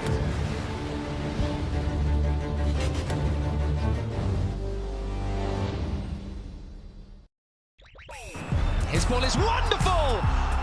What a connection between the two Brazilians! Real Madrid in front for the first time tonight. And here is Savona, grabs a second, and in twice as many matches, Juventus get a goal.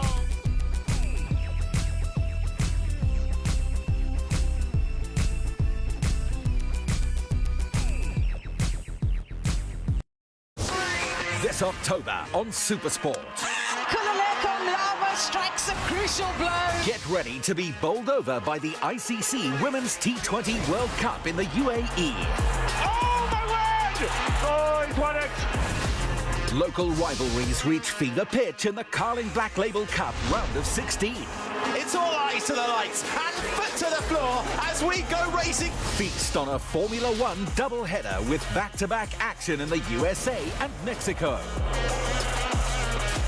Bellingham goes for goal, and he hits the back of the net. El Clasico promises to serve up a sensational Spanish showdown. Bukayo Saka! To Salah! Liverpool are running away with it again! The Reds travel down south to take on the Gunners. Unbelievable! Only on your World of Champions. Kugumabaso, Wota for Nahamorwen, Okaima against Gachakumet. Hatana got fella before the court. Igama, Ulel Beliti, Hukumete and Associates. It is my birthright. Hire me. Kuku is a township.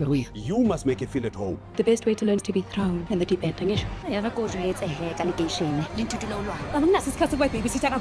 Put on your big girl panties. Utata my feelings. My loyalty is wasted here.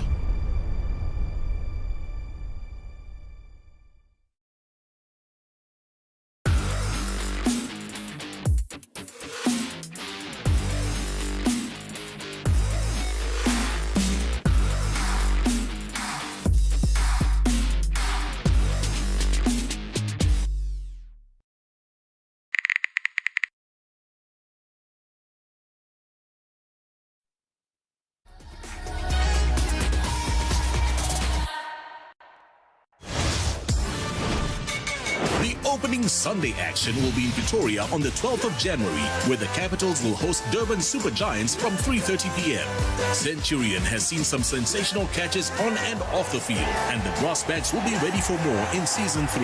With Anrik Nokia speeding in, Riley Rousseau and Will Jacks on batting power, and T20 World Cup top run scorer Ramanula Garbaz, the Capitals will be looking for a fast start at Centurion.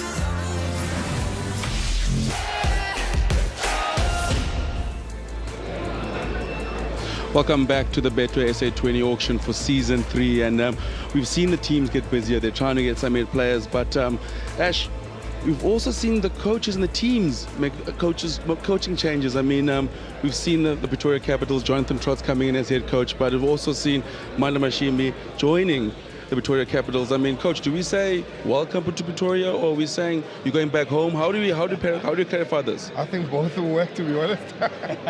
It's good to be back home, closer to my family as well. And obviously, Pretoria Capitals and the facilities is something that I'm familiar with. So I think in terms of me adding value within the structures, and I'm confident that will be the case. Certainly the big money transfer cooks in the coaching department. No, 100%. I mean, to get coached down.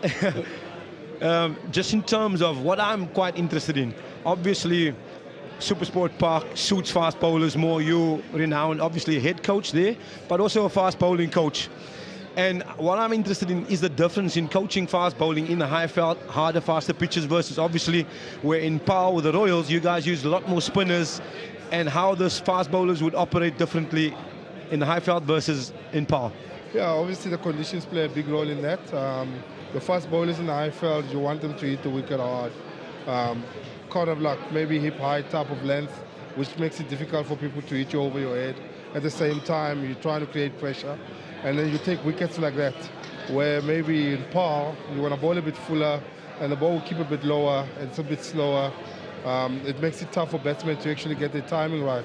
Where in the high veld, the timing comes naturally. So you just have to make sure that you create enough pressure for you to be able to take wickets. And then your slow balls are not cutters. Your slow balls is actually a deceptive slow ball. That's where you want to kind of like change the momentum of a batter, or change his pace, or change his rhythm a bit, and then make him think differently. And that's when you're going to be able to take wickets. Coach, the people in Pretoria, they're devastated. Full Salt's not coming back.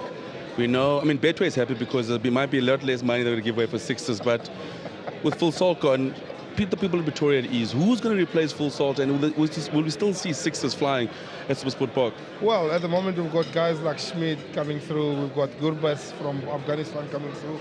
These are also players that will fit in with how the Capitals want to play this season as well.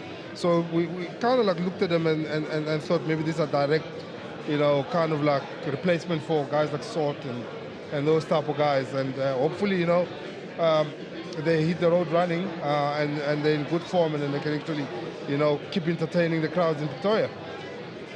Anrik Nokia, he was obviously absent last year. He was massive in the first season of the Betway SA20. It's going to be big having him back and available this coming season. Yeah, there's no replacement for fast bowler, and I think having a player like that who can break the game open at any given time, and he brings a lot of experience. I mean, we saw what he did in the World Cup of late, and we hope that he brings that form to the Capitals this season. it will definitely be different having a bowler like that in our lineup. And you know, like I said, I hope he brings that form back to the Capitals next year, January. I mean, we can't wait to see Anif Nokia back, but we've seen that the players have gone off the board, and now we have the express round coming up, and I'm sure coach needs to get back to work there. But for me, look back to you, and so we can get to see what's happening with the express round coming up. Thank you. MI Cape Town's first home game is a Cape Derby against Paarl Royals on Monday the 13th of January. New international signings Ben Stokes and Trent Bolt will be looking to make an immediate impression at Newlands, alongside the likes of Ryan Rickleton, Rossi van der Dissen and KG Rabada on a massive Monday night in the Mother City.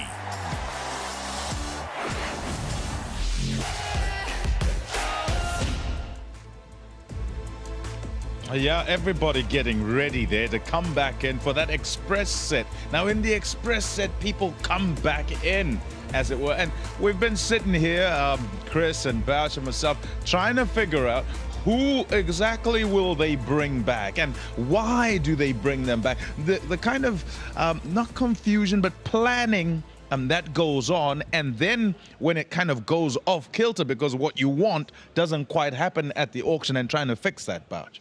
Yeah, I think it's planning for what's going to happen in the season as well. I think England are playing against India. So there are quite a few of the English players who, at the time of selecting all these guys, they might have thought maybe they're not going to be in the England side, but of late we've seen that a guy like Livingston, a guy like Jacks, they've played some good cricket and they're probably going to be selected for that. So we're not 100% sure what's going to happen on selection, but this is where you've got to go into this auction now and start planning for what happens if these guys leave. So you speak about players who potentially could come back in. Guys like Evan Lewis for me, Martin Guptill, these are international guys that can maybe replace a guy like Livingston and Will Jacks. I think these are the guys that especially the Pretoria Capitals, who look a little bit light on batting if that situation happens. These are the guys they're going to have to start looking at. Specific skills, Chris, where in your planning you decide you want X or Y or Z, and I suppose the difficulty of finding that, and I suppose arriving at that as well with regard to backups and everything, in light of what Bouch is saying, that some may leave and you kind of might look threadbare some of the time.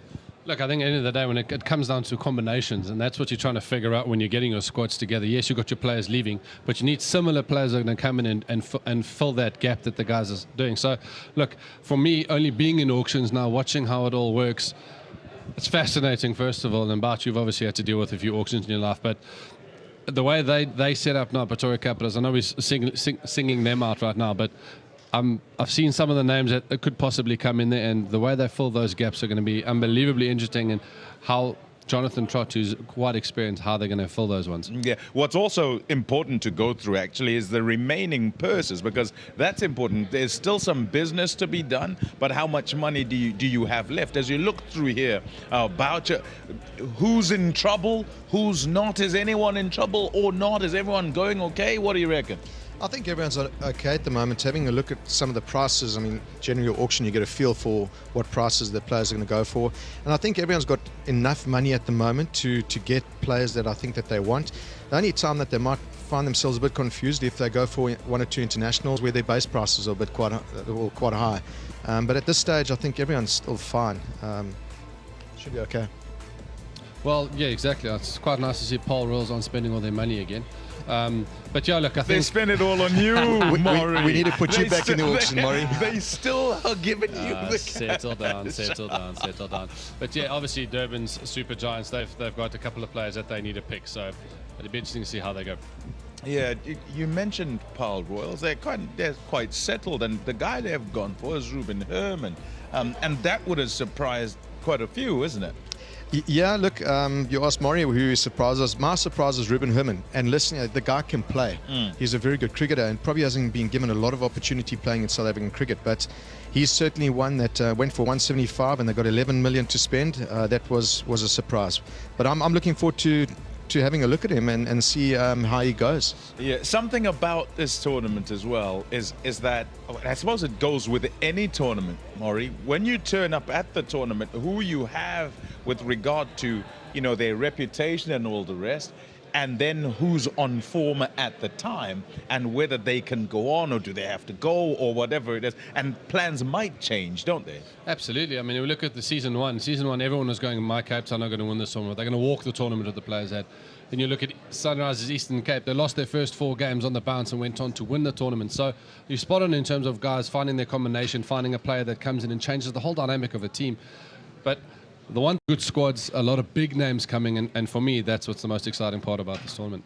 Yeah, looking around actually just to see if Richard is ready. He seems to have gone off to the stage and getting ready. He'll have all the names given back to him by those that want to put guys back into that auction.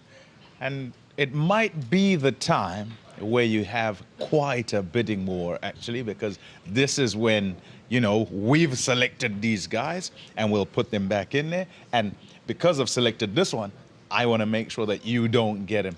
We don't know if those who have the cash are the ones who've done that or not. And so we'll see. Yeah, I think Richard is ready. There he is. He's having a glass of water, taking some instructions, a few more instructions before he can get it all started again.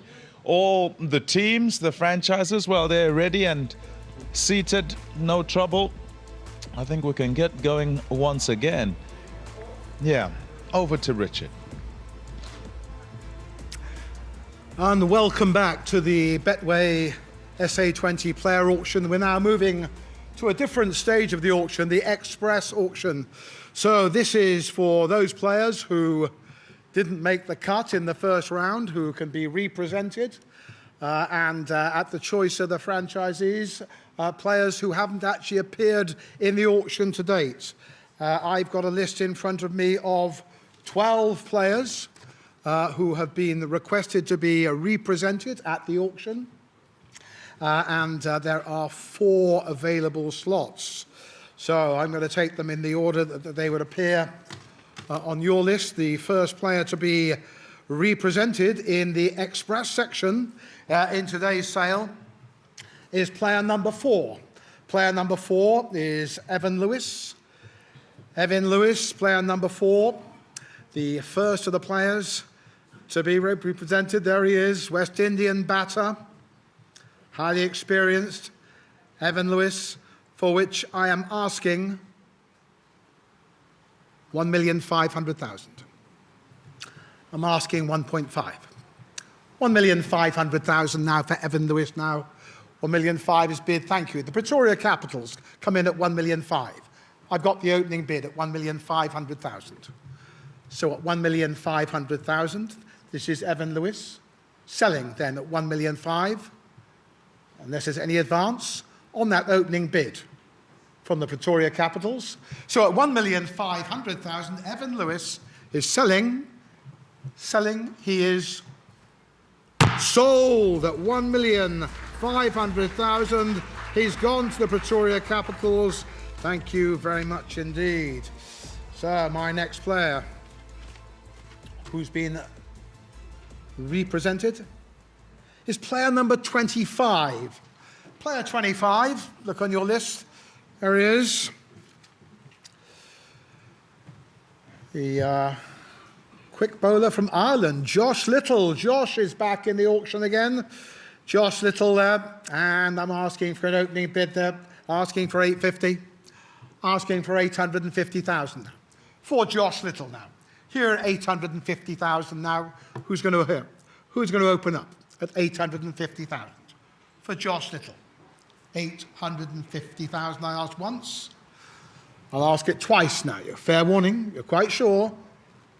At 850,000, well, Josh remains unsold in today's auction.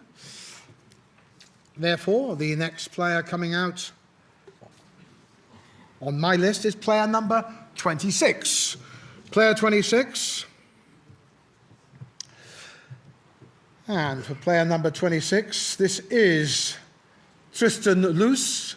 Tristan Loos is the South African right arm bowler, the rookie. Player number 26 for Tristan Loos. Would you bid me 175? Will you open up here at 175,000 now to start the bidding here at 175? An opening bid, will you please now for Tristan Luce now at 175? 175,000 now, and he was on somebody's list at 175. At 175,000 then, I'll ask one more time. This is Tristan Luce. I need the opening bid at 175,000 rand. Still no bid for Tristan Luce, who remains unsold. Player 28 is my next player. Working in order. Player 28 is Saqib Mahmood, the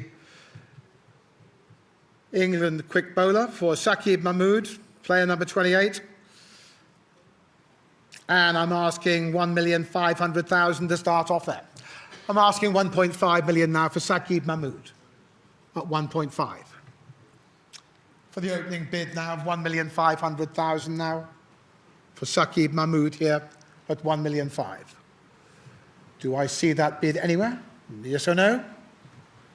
No bidding for Saqib Mahmood at 1,500,000. For the second time today, Saqib Mahmood remains unsold in today's auction. So, player number 30 is my next player for representing.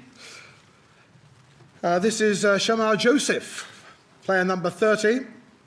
He's my next player, West Indian right arm quick.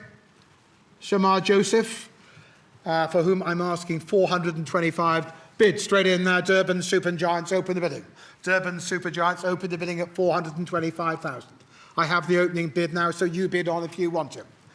At 425,000, I've got the bid now at 425. An opening bid could be the closing bid. It comes from the Durban Super Giants at 425,000 now. This is Shamal Joseph, selling then at 425,000 to the Durban Super Giants. I'm going to sell the player at 425,000, and he is sold at 425,000. Thank you for the Durban Super Giants. So, moving in order that I've been asked to represent these players. Now, player number 34 is the next one on the list that's been handed to me. I've not seen the list before, so I'm new to this as well. So, player number 34. This is Junaid Dawood. Junaid Dawood is next. Right arm leg break bowler. Somebody wants a spinner. Who wants a spinner? Player number 34. 175,000 starting off here. Who will start the bidding here at 175 now? At 175,000 now starting the bidding here. Who's going to go first? At 175. He was on one of your lists at 175 now. What do you think now? Is he still on your list at 175? At 175,000, Junaid Dawood at 175. No bidding this time, quite sure then, at 175. Again, the player remains unsold in the express section of the auction today. So, who have I got next? Working up my list. I've got player number 46 next. You've asked to see a new player here, not player number 46. First time out today. This is for player 46. This is Scott Curry from Scotland. How appropriate. Scott Curry is a Scot. So for Scott Curry, there's his base price. You can see it there. Will you give me 175,000 for him? Will you start the bidding here at 175? An opening bid, please, of 175,000 rand now for Scott Curry at 175. Any bid at all for Scott Curry? I'm looking, still see no bids at 175. Sorry, Scott, you didn't quite make it in the express section. Next player coming up then, in that order. Player number 48 is next. Player number 48 is Josh Hull. Josh Hull. England quick.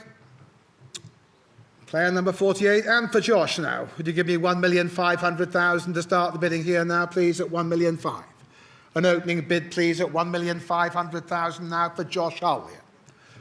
Here we are then at 1,500,000. I'm looking for that opening bid. Do I see it anywhere at 1,500,000? This is Josh Hull now at 1,500,000, but no bids at 1,500,000. You're quite sure. Alas, Josh Hull fails to sell in the express section. So moving on my list here, I've got the next number out is player number 78 has been requested for the first time in the auction today. New Zealander, player number 78. It's Doug Bracewell. For Doug Bracewell, player 78. There he is. And for Doug, please, 175 to start me. There you are, 175 bid. Joburg Super Kings open the bidding at 175,000. 175,000 it is now. Are you going on from here? There he is at Joburg Super Kings now at 175,000 for Doug Bracewell. That's your player then, and he advanced then at 175,000. Doug Bracewell to the Joburg Super Kings is... Well, I took your bid. I hope you're not... Oh, are you doing the maths?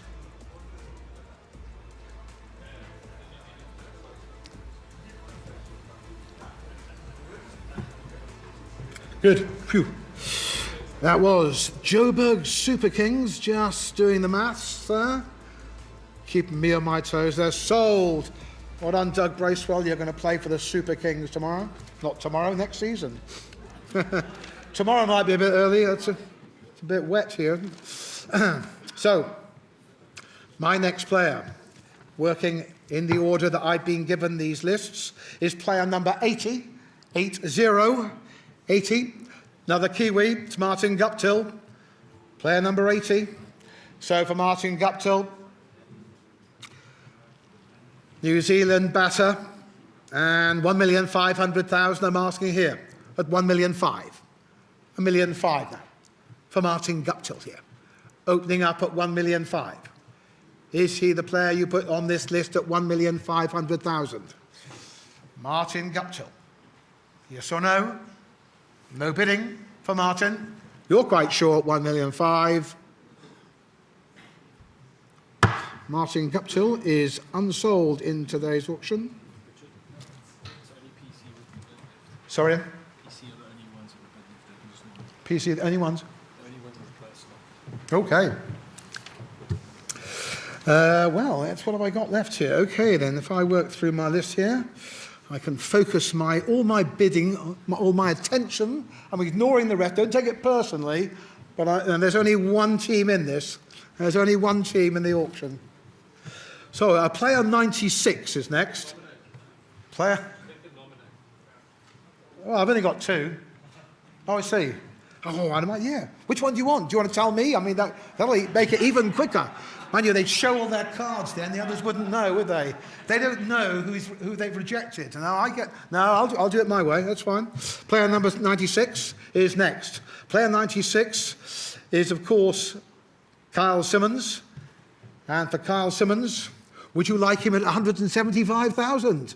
Oh, yes, look at there, I could read your mind. Up went the paddle at 175,000, Pretoria Capitals at 175. I won't keep saying the number anymore because they're not even in this auction. This is a one-horse race. It is the Pretoria Capitals. They're the only people who can bid in today's auction. Kyle Simmons, congratulations. You are a Pretoria Capital. Sold at 175,000 now. Does that mean I still have to offer... that's it now? That's it? Well, that's it. Well, in that case, I don't. So, ladies and gentlemen, that concludes the express section of the sale. Thank you very much for your attention and bidding there. Your sets are complete as far as that's concerned. However, we will be moving on to one of the more exciting parts of the day. We'll be moving on to the rookie draft after we've taken a short break.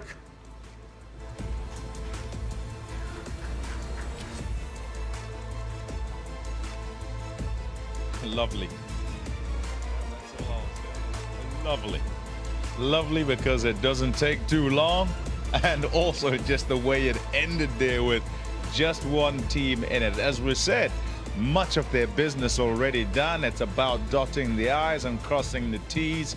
Not a whole lot of bidding wars, as it were. Let's update. Let's see where they are. Let's see what they have. Just one more order of business after this, and we'll start off with Durban Super Giants. And I'll ask Ashwell as well as Bouch what they think about each of these squads as they come up. Ash, you start. What do you think of DSG? Yeah, DSG, the last edition there. Shamar Joseph, young, exciting fast bowler. We've seen how he's gone for the West Indies. Brandon King, another bit of business there from the West Indies. And then Naveen ul Haq, he's done pretty well. John Smuts had a good season last year. Durban Super Giants were finalists last season, just fell at the last hurdle, but a fantastic squad. Klaasen and the Cock as well in there. Okay, on to the next, and we'll go to JSK. What are your thoughts as you look at this? Are they up for it again, do you think, Bouch? Yeah, look, they need to start better. I think last season they didn't start too well, but you can always bank on them getting through to the sort of final stages of the tournament. Their latest addition there was Doug Bracewell, not Mark Bracewell, as we saw on the picture there. So he's also a very cheap buy for me. Lots of experience as well. So they also they look good. They've got every base covered over there. They've got Evan Jones as a steal as well. Very much suited for the Wanderers as well. So yeah, they're looking very good, and I think they're going to be a team to beat, as are all other teams as well. They're all very, very strong. Yeah, we can say that just about every team with regard to trying to cover bases, and we try and work out, who has, I suppose, the better quality, and we can't separate it, can we? On to MI, who Chris was sitting there and was saying last season and the season before, everyone said, just give the trophy to them before they started. They've done some business here. What do you think of it, Ash? Yeah, they have done some business, big business. First up with the first signing of the afternoon, Reza Hendricks, 4.3 million. There was a serious bidding war going on with Pretoria Capitals there at the start for his signature. And then they got an experienced player as well in Colin Ingram. They got him on the cheap. So yeah, I think at this stage, my Cape Town would prefer not to be regarded as the favourites. After what happened. Yeah, on to, I suppose I won't call them their neighbours, they're down the road. Paul Royals, Ruben Herman is the one to kind of complete the business. Look at their squad and your thoughts, Bouch. Yeah, look at that. They've gone home with a big purse as well. But yeah, suited to their conditions as well. They've got some good spinning options there. I really like the introduction of Majib into this whole tournament. I think he's going to do really well, especially in those conditions as well. Joe Root, Dinesh Karthik, these guys, they're stalwarts. They've lots of experience here as well. Can only add to their batting. Unfortunately, losing out on Joss Butler, but we understand the reasons why. But they look strong as well. They're always very good in their conditions. And then you heard Cooks there saying, hey, why is Phil Salt not here? For the same reasons of Joss Butler that tore towards the end of January, and it might just throw a team off kilter. Oh, what have they done? What do you feel? Was it you who was talking to Cooks as well, who was saying Anrich Noke is almost like a new signing, isn't he, because of injury? Absolutely, massive signing. He was one of the leading wicket takers in the first edition and missing last year, so having him back is massive. Liam Livingston makes the move up from Cape Town to the Highveld. I think he will enjoy batting at SuperSport Park. And then Evan Lewis is the other big signing they've gone for. They went hard at Reza Hendricks. They didn't quite get Reza, the opening batsman, but they've gone for the experienced West Indies opener instead. Okay, and look at the Sunrisers Eastern Cape. You kind of, greater than the sum of their parts, I think is the expression when you were looking at them and saying you don't necessarily see huge names, but they're double champions, aren't they? Yeah, look, and there are some very good players there. I think that they're very well led by Adam Markram. They've got Rolf van der Merwe back there, the Bulldog. I mean, he's gonna get that squad going in the right direction as well. And just a good balance of a team. They're a good team together. They field well. They bat according to plan, and their bowlers know exactly what they want to do with the ball. Yeah. Always. Best laid plans and everything. We want to see how they start. These guys says they were fine, let it simmer, and I wanted to start now. I want them to get going. Anyhow, DSG, what about their fixtures as we go outside to Cooks? action heads up the East Coast to Kingsmead next, where Durban Super Giants host Pretoria Capitals on Friday the 10th of January at 5:30 p.m. The warmest Durban welcome will await Black Caps legend Kane Williamson as he joins other incredible international talents Marcus Stoinis and Noor Ahmed, along with local superstars Carson and De Kock, as well as skipper Keshav Maharaj.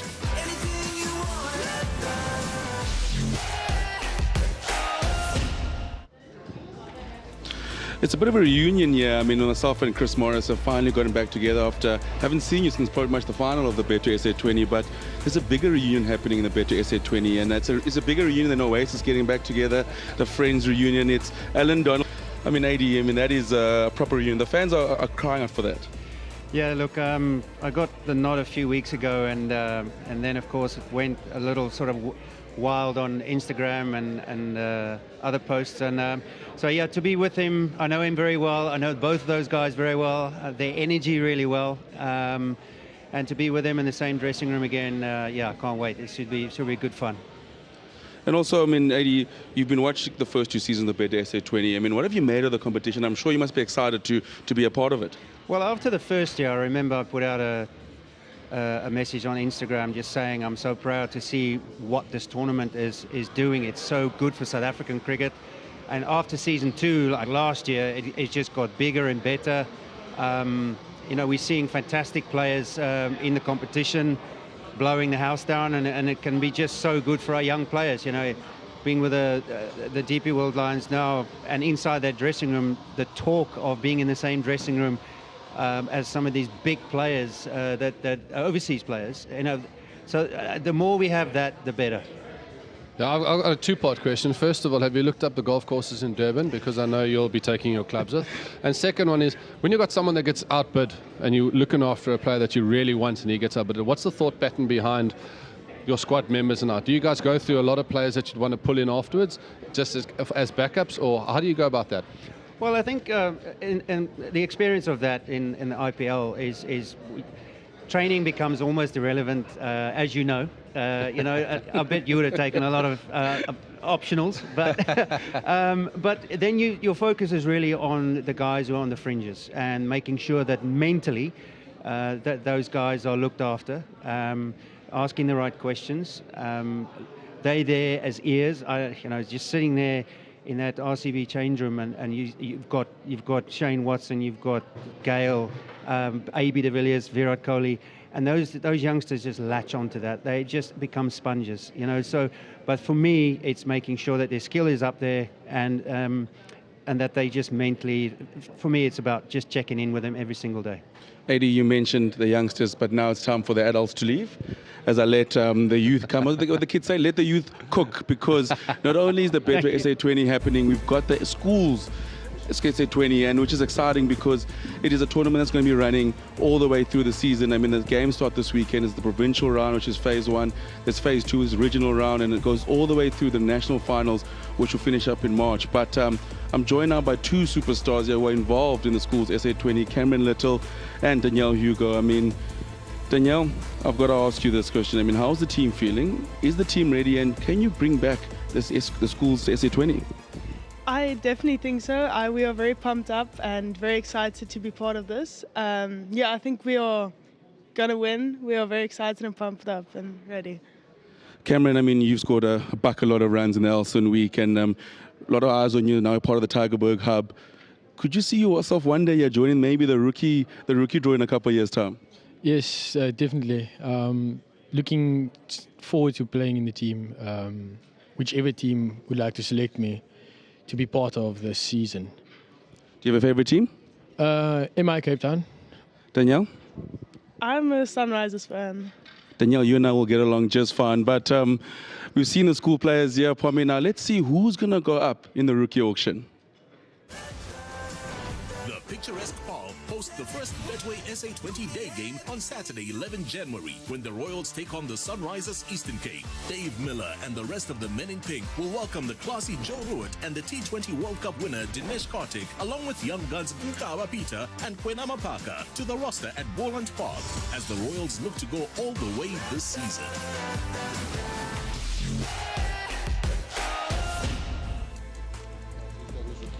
Right, it is time for quite an exciting thing to happen. Everything is fantastic. We love it. We love all these new big players that turn up. But we've seen them, most of them anyway, all before. And there's always excitement when these youngsters turn up. And it's the rookie draft that's going to go on. All of these teams have to pick one. And I must kind of go back on what's happened in the last couple of seasons as well, in that they've been retained. Right? So it means that there's something happening in terms of them going forward. As we go into this as well, there's the schools SA20, which you just heard Cooks talking about. So there'll be some guys and girls in class who'll be kind of, watching under the tables instead of listening to the teachers, because they want to know if their mates are going to be in the Betway SA20 in season 3. Let's get it started then. Over to Richard. Thank you, Bobby. So the rookie draft. Welcome to the final section of this evening's proceedings, the rookie draft. To recap, this is how it'll work. There are 89 rookies available to be picked. Each team can pick one rookie. So there are 6 spots available. A team has 2 minutes in which to make their selection. And once you've made your selection, please raise your paddle. Pommy will come over to your table and confirm your pick. Please provide the player number and the name when confirming your pick. Teams will pick in reverse order of how they finished the season 2 in the tournament. So, let's get started. MI Cape Town, are you ready? You're ready. The clock starts now. Wow, how long did that take from it? I suppose that's kind of the benefit of being first to pick, right? In fact, start off with the number. My Cape Town select R7, Tristan Loose. You heard him, Richard. R7, Tristan Loose. There you are. So, rookie number 7, Tristan Loose, will play for MI Cape Town. Well done. There's a happy young player there, I'm sure. So, let's make the second pick. Pretoria Capitals, are you ready?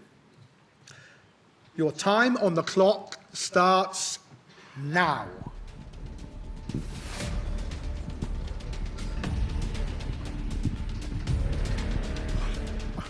That took a little bit longer. 3 seconds. He was playing with me. Who you got? We're going for Keegan Lion Cachet, number 69 rookie. R69. Go and repeat the name. Keegan. Thank you. R69, Cachet. Keegan Leon Cachet. Well done, Keegan. He'll be another happy young fellow. You're going to play for the Pretoria Capitals next season. Thank you very much indeed. Good choice there, I am sure.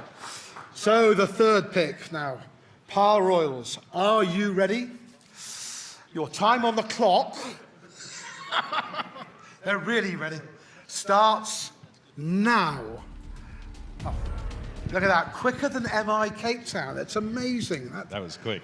Hey, that was very quick, actually. Right. Who have you got? Paul Royals have gone for R34, Devon Murray.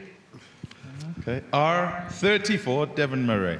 Thank you very much. Just to confirm that the Pal Royals have chosen Devon Murray to play for them in season 3 of the Betway SA20 League. Well done. Well done, Devon. You're going to be a Royal. So then, let's move along. That's our fourth pick. Our fourth pick is none other than the Joburg Super Kings. Are you ready? Yes, you're ready. They are ready. Your time on the clock starts now.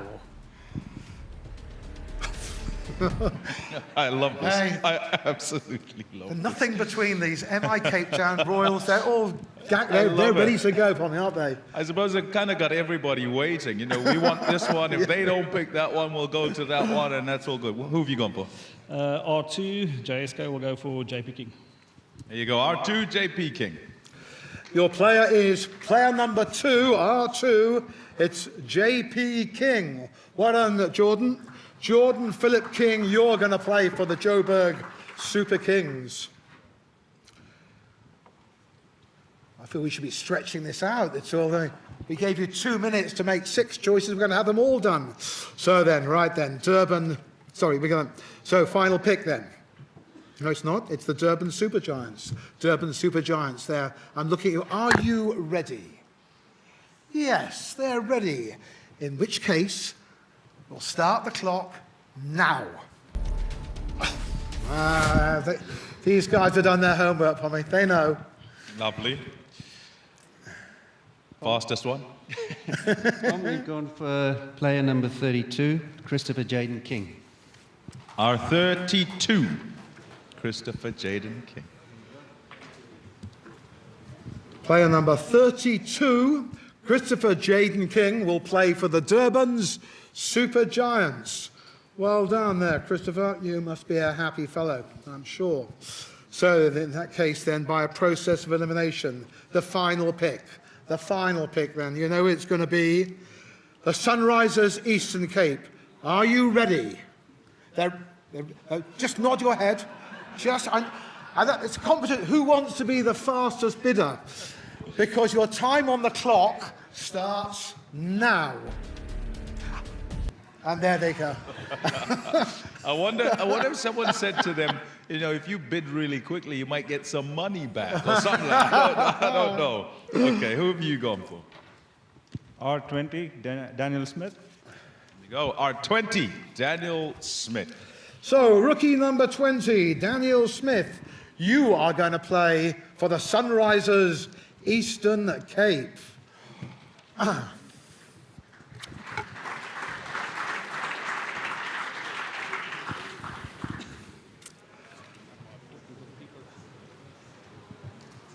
So, the rookie draft is over. Pommy, I guess you've got to speak to somebody and ask their reason behind making their choice. Yeah, fair enough. First of all, give us why you've gone for who you've gone for with regard to rookies. Yeah, we went for JP King. He plays for Robbie down at the Warriors. You know, obviously the plan behind that was to try and get someone who's had some first-class experience, and you know, he's done that last year a little bit, and he's, you know, in their starting lineup, so we're very happy with that. As somebody who's kind of gone the journey in terms of franchise cricket, in fact, I remember a time, and it's many, many years ago now. I'm sorry, giving away your age there, but kind of sitting there thinking, oh, gee, so much money, and now you're coach, not one of those players being selected as a youngster. How's that going, and how do you bring them along? Yeah, look, looking back at when I was a youngster, I had to play my cricket.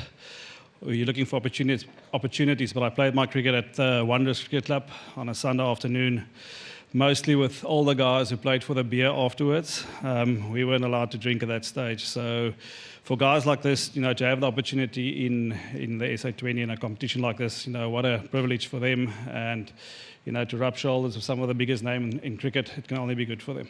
Okay, well, I'm sure you're looking forward to working with youngsters and the youngster particularly.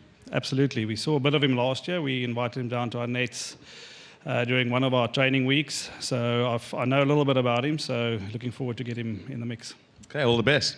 Thank you very much. Yeah, and the story essentially is that there is a pathway, isn't it? I said that there would be guys and girls who are sitting there with their phones or whatever devices, looking at things and going, hey, am I in? Who's in? Will I get in at some point? And no doubt that will happen because there's that Schools SA20 as well. Over to you, Richard. I think we can close it out.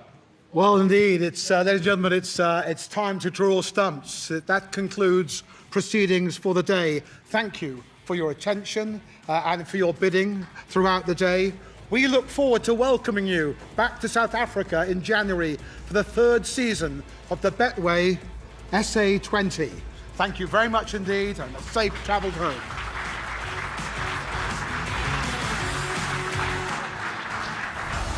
As we get to the business end of Season 3, it will be time for the playoffs.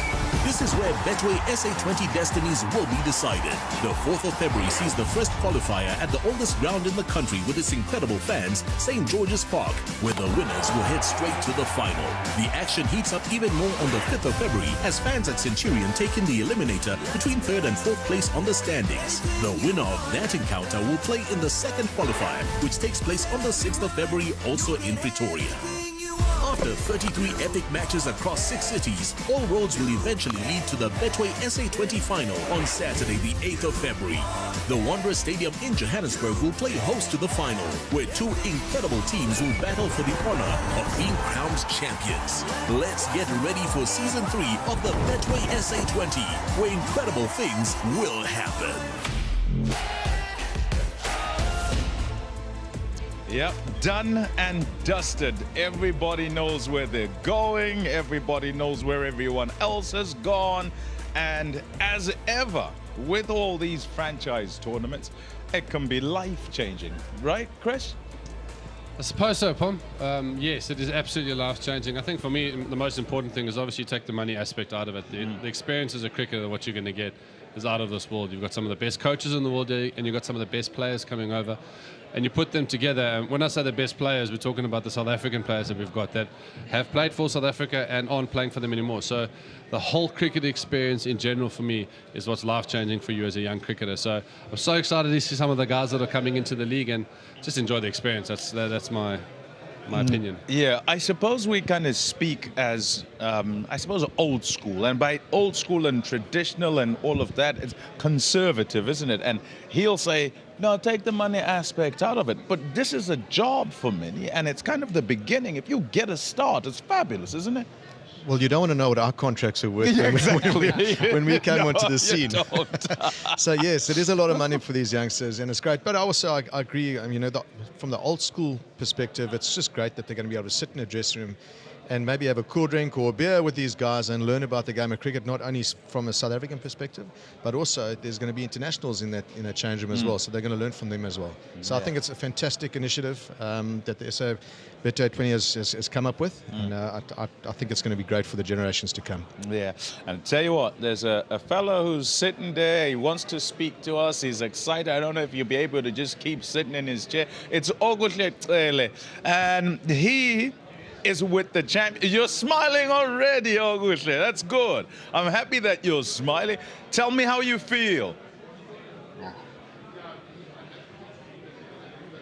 Yeah, a bit overwhelmed. I was caught off guard. I was obviously watching. I was watching it, sort of hoping, because the stuff is obviously a pick of whoever. It's a game of luck. So I think when my name came up, I was like asking, please, can I get it? And then, luckily I got into the Sunrise, so I'm really grateful. They're champions as well, so you get into there. Is there any particular team? You can't say anything else now, I guess, because you're with them, but when you are looking sort of for a wish list, is there any particular team that guys go for? Are you and your mates together? Have you spoken to any of the guys you play with about this auction? Yeah, I think for me it was always the Sunrisers. Obviously I am from Durban, so Super Giants also would have been a nice addition. But I think the Sunrisers, just the human beings that are there. I know O'Neil, my teammates, is similar, and then I just saw Daniel Smith is in there as well. I get along with him, so I think there's a good human being there as well. So yeah, I'm happy with my team. And speak about what kind of conversations you guys who are youngsters have had and the way you look at the tournament kind of from inception. So season 1, when it turns up with no real expectation or not knowing what to expect, up to now we're on to season number 3, and what kind of conversations are going on?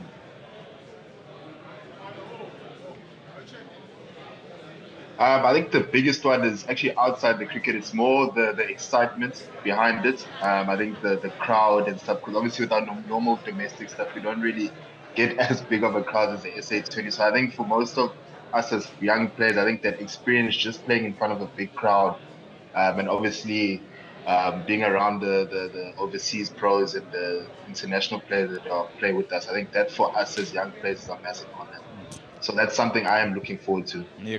Chris has a question for you. Kush, congratulations, boy. Nice to see you wearing a shirt that fits you for once. But quick question, how are you going to enjoy the band in PE? Oh, here we go. Yeah, I think with the band situation, I think it is, you just embrace it. I think that's the sort of culture that PE people have. You can see the band is a big driver of the stadium. So I think for us as players, it's just embracing it. And I mean, I'm looking forward to it. It's looking forward to the experience, playing in front of one of the best crowds in South Africa. Yeah, that's for me is what I'm looking forward to. Okay, and from now until then, what do you do? This is the question. Like, from who have you told? Have you told anyone, or do they know already? Had you told them to watch the auction? What happens next for Oguhle? Yeah, so I actually watched the auction home alone, so it was a pretty awkward one whether I should scream or should I be silent. So yeah, I obviously picked the silent, but luckily my brother was there. He was the first person to call me. He was really excited for me, and yeah, obviously now the family has also called, and so I think that's the biggest one for me. And yeah, I think what's next is, yeah, we just carry on. Obviously have to still got a job to do with the Dolphins. And then yeah, I'll just prepare well for that, and then obviously when the SA20 comes, then just being open to learning. And I mean, it's a team that has one trophy, so again, as much as it is exciting, I think there's a bit of responsibility as well for me to get in and actually perform if given the opportunity. So yeah, I'm really excited, Tom. Yeah, look, no pressure, but I think I heard them say they're banking on you to make sure that they win it a third time. I'm only kidding, okay? I'm only kidding. Well, all the best and congratulations. Enjoy the tournament. Enjoy the excitement as you kind of lead up to it as well. It's a journey, as you heard the guys talk about, and I know, and you know, it's a career that you're in, so take it with both hands and enjoy also the fact that there's so much experience around you. Back here with Mark Boucher, and cheers, yeah, go well. Back here with Mark Boucher, and Boucher, you can see the smile there, can't you? Like ear to ear. Look, I know he comes from the coast, but I hope he can surf, because he's going to want to spend a lot of time with Dale Stone. I mean, why would you not? So surfing, fishing, that's going to have to be on his agenda as well. I think Dale's going to be fantastic for him. I've seen him bowl. The way he bowls is going to suit St. George's Park as well. So yeah, it's great for him, and it's exciting for him as well. Great opportunity. And tell me about the experience of coaches getting youngsters and kind of helping them along, because coaching is also something that, you know, guys get a whole lot of fulfillment from, and you can speak from experience. Yeah, look, I think it's important that, you know, once the guy is there, he deserves to be in that spot, and it's about taking what he's got and trying to get the best out of him as well. Sometimes you've got to be a little bit softer, sometimes you've got to be harder. So I think that's going to be key for Dale, is having a look at his character and trying to say, right, this is how I've got to be with this guy. Obviously the talent is there, we've seen it. It's just how do you get the best out of that particular talent. So he's got a great attitude as well. He wants to listen, he wants to learn, you can see it there. He's very chuffed to be given this opportunity. So that's one box ticked already. I'm sure Dale's going to tap into something special there.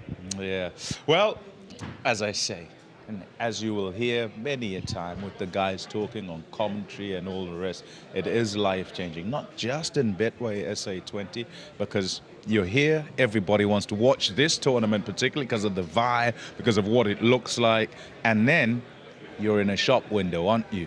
And away you go from there. So absolutely fabulous. Congratulations, not just to Oguhle, but to all the rest who have made the rest of the teams too. And they'll be looking forward to January to getting started. Let's get outside now again. Nobile's out there.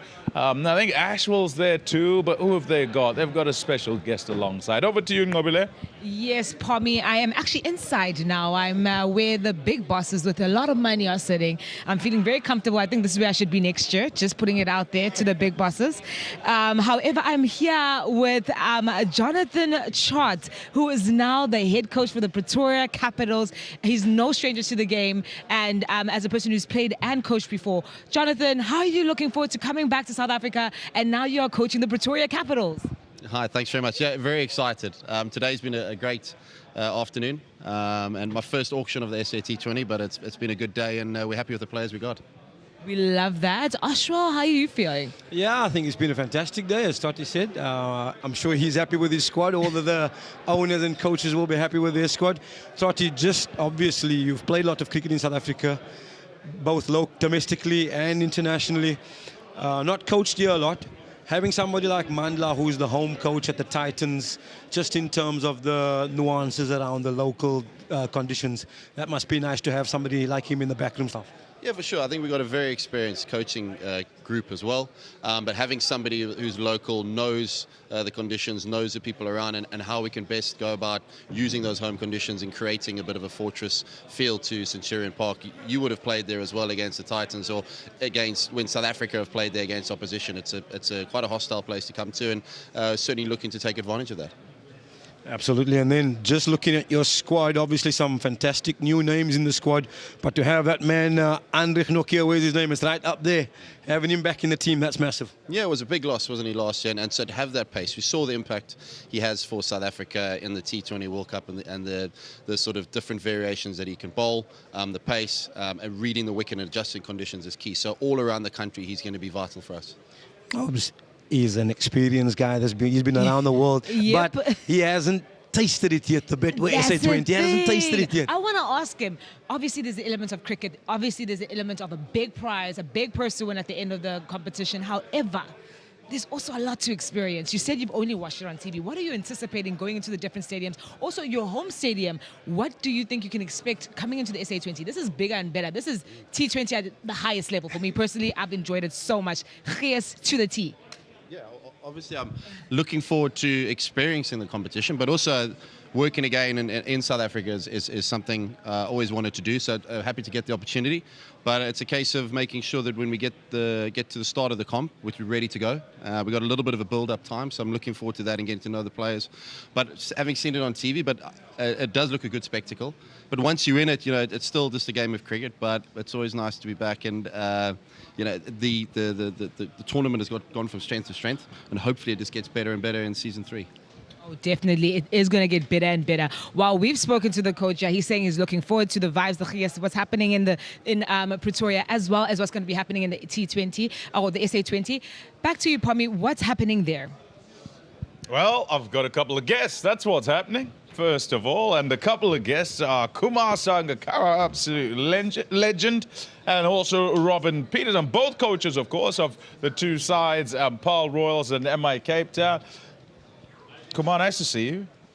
Your business today, you happy with what you've done? Yeah, we were here for two players, and we got our first choice in basically both. We knew what would happen with the other players, and Trevor Penny will be taking over at the Paarl Royals. So I'm just here to provide some color and entertainment. Much color, yeah. We're waiting for the entertainment part, but much color.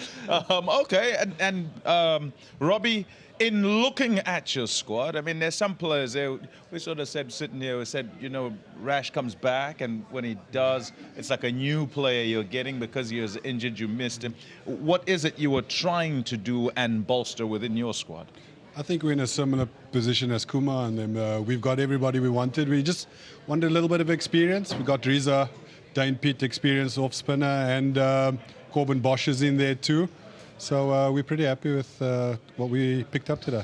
It'd be wrong of me, and all of those people in Cape Town would be saying, hold on. You guys are like, shooting out the lights as far as your stars are concerned. But what's going on? Can you go better this time around? I think, we've been around for a long time, around T20 cricket and French. A lot can change in a year. So we'll be better prepared this year. Of course, we'd like to end up a little bit further up the table and compete a little bit better this year. But we thought we're trending in the right direction, so hopefully this year can be our season. Kumar, speak from a kind of world cricket perspective and the way that the environment goes, the ecosystem, as it were, calendars, franchises here, there, and everywhere, and kind of how everyone tries to fit in, and where the Betway SA20 is and how it's doing in your mind. Well, I think you can just look at the impact, the positive impact it has had on South African cricket, number one. I think it needed a huge boost, and all credit to Graham and his team for putting this tournament together and allowing their players to be showcased. When you talk about accelerated development, we talk about common ownership of IPL owners in this league as well. It just shows the promise, the potential of the tournament, and also the development potential for the South African players within this ecosystem. So I think the South African, the Betway SA20 is in a really good place with great upside to it as well. And as you see with leagues around the world, not all leagues are going to be successful, but the way this is run, the way the passion and the effort and the structure behind it, the owners behind it, and it's a great place to play your cricket in. It's attracting new fans, growing the game in South Africa, and growing new audiences abroad as well. So it's a great tournament, and I think within the ecosystem of all leagues, it fits in very well. Difficulty or ease, Robin, with regard to coaching, and I suppose shifting for some from one to another, but for others there's a certain synergy where you're kind of seeing them over and over and speaking to them over and over. So when you're here in Cape Town with them in Betway SA20, and you might be with them at another tournament somewhere else. Yeah, of course, that continuity is important. I think having consistency in your player group is really important. It builds trust, it builds confidence in each other, it builds confidence in your environment. So I think it's really important, to have that continuity.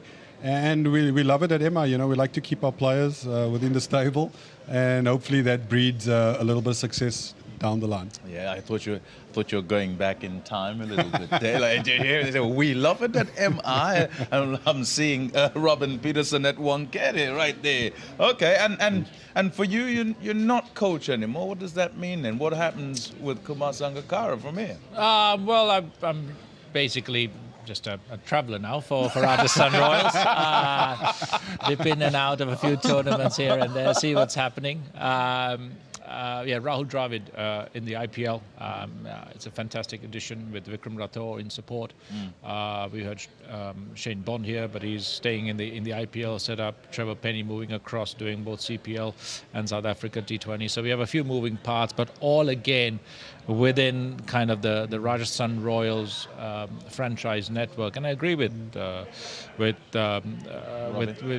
what was said here in terms of the importance of consistency, the philosophy, the players, building trust, and then making sure that it allows, when you have multiple franchises, to have a consistent flow of players through it, and you can add value not just to each of those franchises, but value back into your IPL franchise as well. Okay, you speak quite like a director of cricket. Is that the title? Is that the title? Yeah. At the end of the day, whatever title, at the end of the day, you wanna make an impact and have a positive impact. And we've got a great team of people around, not just in the franchise, but sitting above them as well in different levels. We have great buy-in from the ownership as well. So, I think Rajasthan Royals, from where it was 5-6 years ago, the vision for Rajasthan Royals has changed, and the need for that kind of centralized vision for all its portfolio is very much required. And the addition of CPL and then SAT22, the Royals team in the IPL is really kind of the first steps of a growing enterprise. Yeah, two big enterprises. Gentlemen, congratulations on your squads. I hope you got all that you want. I know that's not always possible, but I hope that you did, and I also wish you well in the planning for, what is it, January the 6th? Is that when we start? Somewhere around there. 9th. There you go. I like that you're onto that, actually. Yeah. Thank you, Robin. Thank you, Kumar. Now we'll go outside to Ngobile. Are you outside this time, or are you somewhere else? I do know that you have a special guest, and he can run very fast. I don't know if he still can, though. I'm definitely the queen of special guests today, Pommy. I've got Brian Habana. You know him, global icon, rugby guy, now cricket guy. We are converting him. I saw him at too many games last season, so I had to bring him in. Brian, how you doing? Crazy, I'm doing really well. The only reason you saw me at those games last year was because Laureus, Sports for South Africa, has become the social impact partner of the Betway SA20. So hopefully this year will be even bigger and better and have a lot more kids from all our global funds in there doing some fantastic things at the stadium. It's what it's all about. The partnerships that are happening because of SA20 has been absolutely incredible. Guys, it's been a beautiful day, beautiful auction. We wrap up. Any closing thoughts, comments? I'm so excited. It's been a great day. I mean, we saw players' lives get changed. I mean, Reza Henrys went for a lot of money, Marcus Ackerman, but you know, I'm standing next to a global icon. I mean, was it 67 international test tries? 124 tests. If there was One World Cup. I mean, he moved Super Rugby titles, okay. So anyway, Brian, I'd like to know, I mean, if there's a rugby version of the Betway SA20, how much do you think your base fee would be? Would it be 175,000 or where are we going from? Base fee? Yeah, your base fee.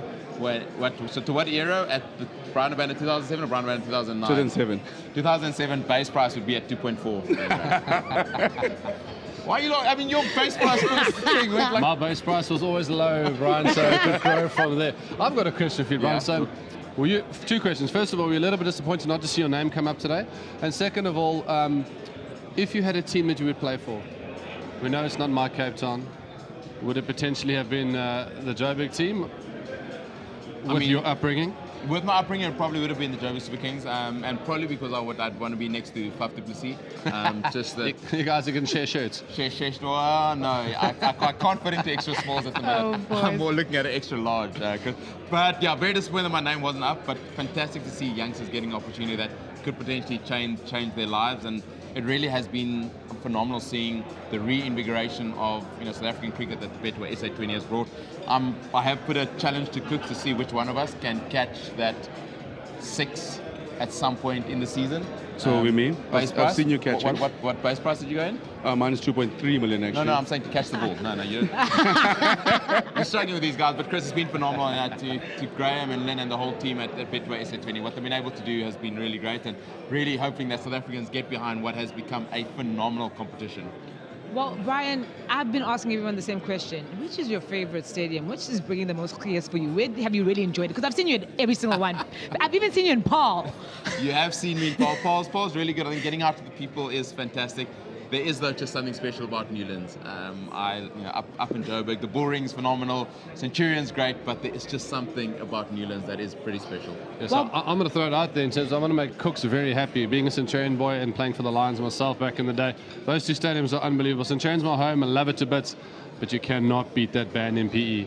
That Lebeja band blows you away every single time. And the nice thing is, I mean, the band in PE, I mean, the rumor is that the only time this trophy's gone around the country is during the auction, the opening ceremonies. Otherwise, it lives in St. George's Park. Oh, wow. I wonder what's going to happen this season. I wonder where it's going to go. Well, that's it from us here outside. We've had a time. We're going to continue mingle with the people. Have a great time. But back to you, Pommy. It's been great. We're looking forward to an incredible season 3 from the Betway SA20. It's going to be exciting, guys. I'm anticipating. I'm so excited. Yep, we're excited as well, and you're 100% right. It's going to be absolutely fantastic. With season 1, much trepidation. You don't know what's going to happen. Yes, the names are there. You're hoping they'll go at it. With season 2, I'd say even more so, because everyone's on tenterhooks thinking, well, they did well, but it might be a fluke. And away it went. It sailed even higher. And in season 3, I expect absolutely no less. Yeah, the butterflies will still be there, but more so for the organizers, Graham Smith and his team and all the rest. But I tell you what, for us, Bouch is here and Ash is here as well. I think it's going to be fantastic, and it's nice to look forward to it, isn't it? It is. I mean, it's so good to see a couple of our rugby players as well. I mean, you see Jean de Villiers, Skalkberger, all the guys. Sia's been there as well. It's just fantastic to see them supporting this whole competition as well. Back to your point about who's going to win 3rd edition. I mean, we're both Eastern Cape boys, so we don't mind the Eastern Cape Sunrisers winning, but it'd probably be good for the tournament if we let someone else up on stage to go. I think the guys are getting a little bit cocky down there in the Eastern Cape. Maybe it's time that someone else takes it. It's changed. We'll win it back in the 4th edition. It's not a problem. Did you hear that correctly? Ash, help me out here. He said let somebody else. Not when you was playing anyway. We weren't wanting anybody else to win. But Cooks is cooking down there. The PE boys, Kabeja boys, the Sunrisers, they've been cooking. who's going to cook up a storm in the Betway SA Season 3? Yeah, it is a big question, and I suppose let's kind of get back to it as well. I was asking Kumar Sangakkara here, and as well as Robin Peterson, the importance of synergy, the importance of sort of fitting in the ecosystem of cricket with all the franchise cricket going on, and thinking in my head about where you fit in. Yeah. And Betway SA20, when I say everybody wants to watch it, it's true, isn't it? But more than that, the players want to come and play. Yeah, absolutely. I mean, we've heard in Season 1, you know, that other players, big players around the world, international game, who've played in other leagues, they've watched the SA20 in Season 1 and like, oh, that looks good. You know, the crowds, the cricket is good, and obviously the weather is pretty good as well that time of the year. And a lot of players have said that they wanted to come, you know, even made contact directly with the organizers and saying, can I get in? So it's been massive for our cricket. It's gone from strength to strength, and I'm sure that Season 3 is going to be even better.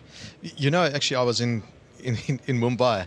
And went to Rohit Sharma's house, and he poured me a glass of wine, and he actually said, listen, do you watch one of the games? I'll just keep picking the names up as you... Yeah. He said to me, do you want to watch one of the games? I'm like, what are you talking about? What games? And he goes, no, we got the Betway SA20's on. And I was like, do you actually watch it? He said, all the time.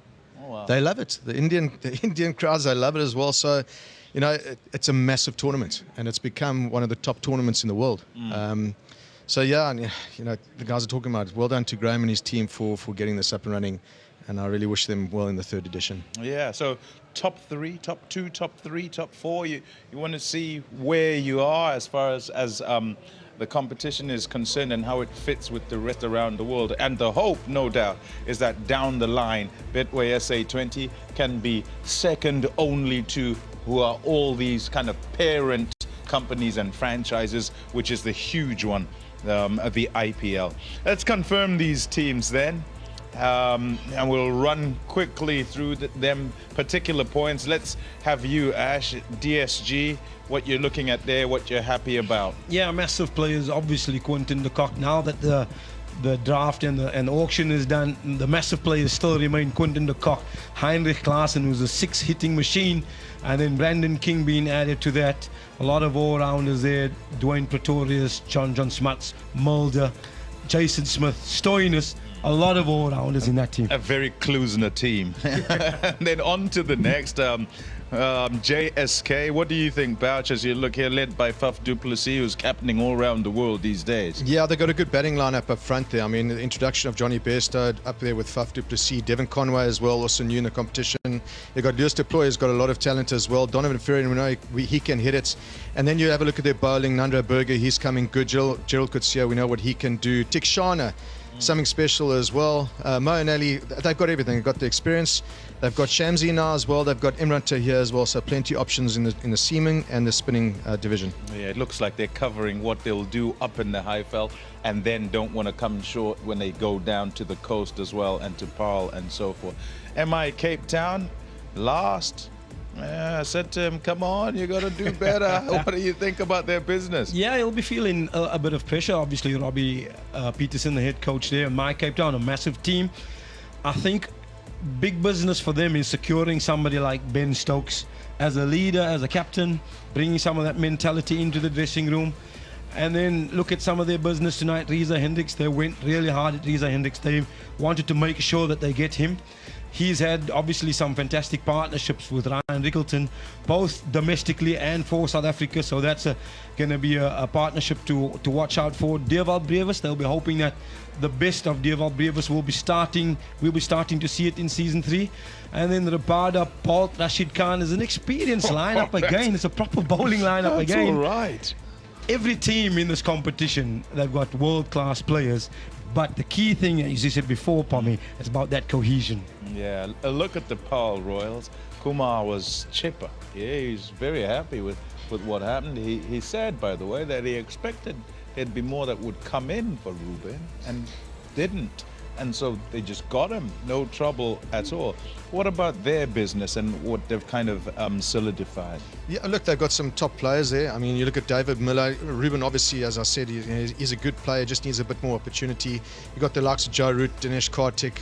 So they've got a decent batting lineup. I just look at the way that they are suited in the bowling department. They've got some good additions in Mujib. Quena, we've seen an exciting talent over there. Bjorn Fortuin, I mean, he's a genius at ball. He's a genius in the tournament, and they'll be looking for him to really kick on his good form in the competition. And then also a guy like Dayan Khalim as well, you know, good all-rounder. Hasn't really had a lot of opportunity. So yeah, very much suited to pole conditions, and they're going to be tough, especially in the spinning department there. Yeah, and each side we go to, we're saying, hey, look, here are the qualities, here's what they can do. Ash said cohesion. They were looking for sixes from this team. Remanula Gobaz, he smashes them, doesn't he? Absolutely. I mean, they've lost the English wicketkeeper, Salt, but to replace him with Gurbaz, he's a fantastic player. I mean, he makes the sixes rain. Carverena, don't forget him, he's got the highest ever score in Betway SA20 history so far, 116 not out. And then obviously Andrich Nokia, a lot been spoken about him tonight. He's almost like a new signing, having missed season 2. And Liam Livingston, he can also make the sixes rain. Yeah, Wayne Parnell, their captain there, and he was injured for half of it last time, so Anrik Nokia wasn't as well. So a really good side there. Also looking forward to watching Jonathan Trott as he goes about things. He's done wonders with Afghanistan. And then here the champions, double champions. Can they three-peat? I wonder. And Bouch, you get to talk about these guys. We spoke to August a little earlier on, but as you look at them, nothing screams out at you, does it? Nothing screams out, but they've got some quality players there. I mean, they're very well led by Adam Markram, but they're a group of guys that they get together. They're very well coached as well by Eddie Burrell. They get some sort of team spirit going, and having a look at all these teams, they're all great cricketers in these teams, but who can gel together in that short little period that they got before this competition? Because a team that is gelled well together, they win the close games. And in a competition like this, you've got to win tight games. And if you can do that, you're going to put yourself in contention, and then you allow for the likes of the Marco Janssen, the Rolf van der Merwes, those sort of guys who've got experience playing in big games. The Tristan Stubbs, those are the guys that can actually pull it through for you, and that's exactly what they've done the last 2 years. You look like, I know you'd feel hard done by if the Sunrisers went up there and I didn't ask for a comment from you, because you'd be kind of putting in something as a complaint to HR. Okay, off you go. No, I think, you know, to reiterate what the two of you have been saying, with the Sunrisers, it's the intangibles. It's not the things that you can see are pretty players on the eye or the big name players on the eye. It's the intangibles that Bouch is talking about. A guy like Roelof van der Merwe, he obviously is a fighter on the field, but galvanizes in the dressing room, in the team room, in meetings, you know, other characters in the team. You have people like the head coach, Eddie Burrell. He's, you know, last season, before the start of the competition, he gave that big speech about knowing the person who dishes your food at lunchtime. These are the intangibles that mean so much in the dressing room that sometimes is taken for granted. You can get those things together. They do a lot for keeping your team and that spirit up in your team environment.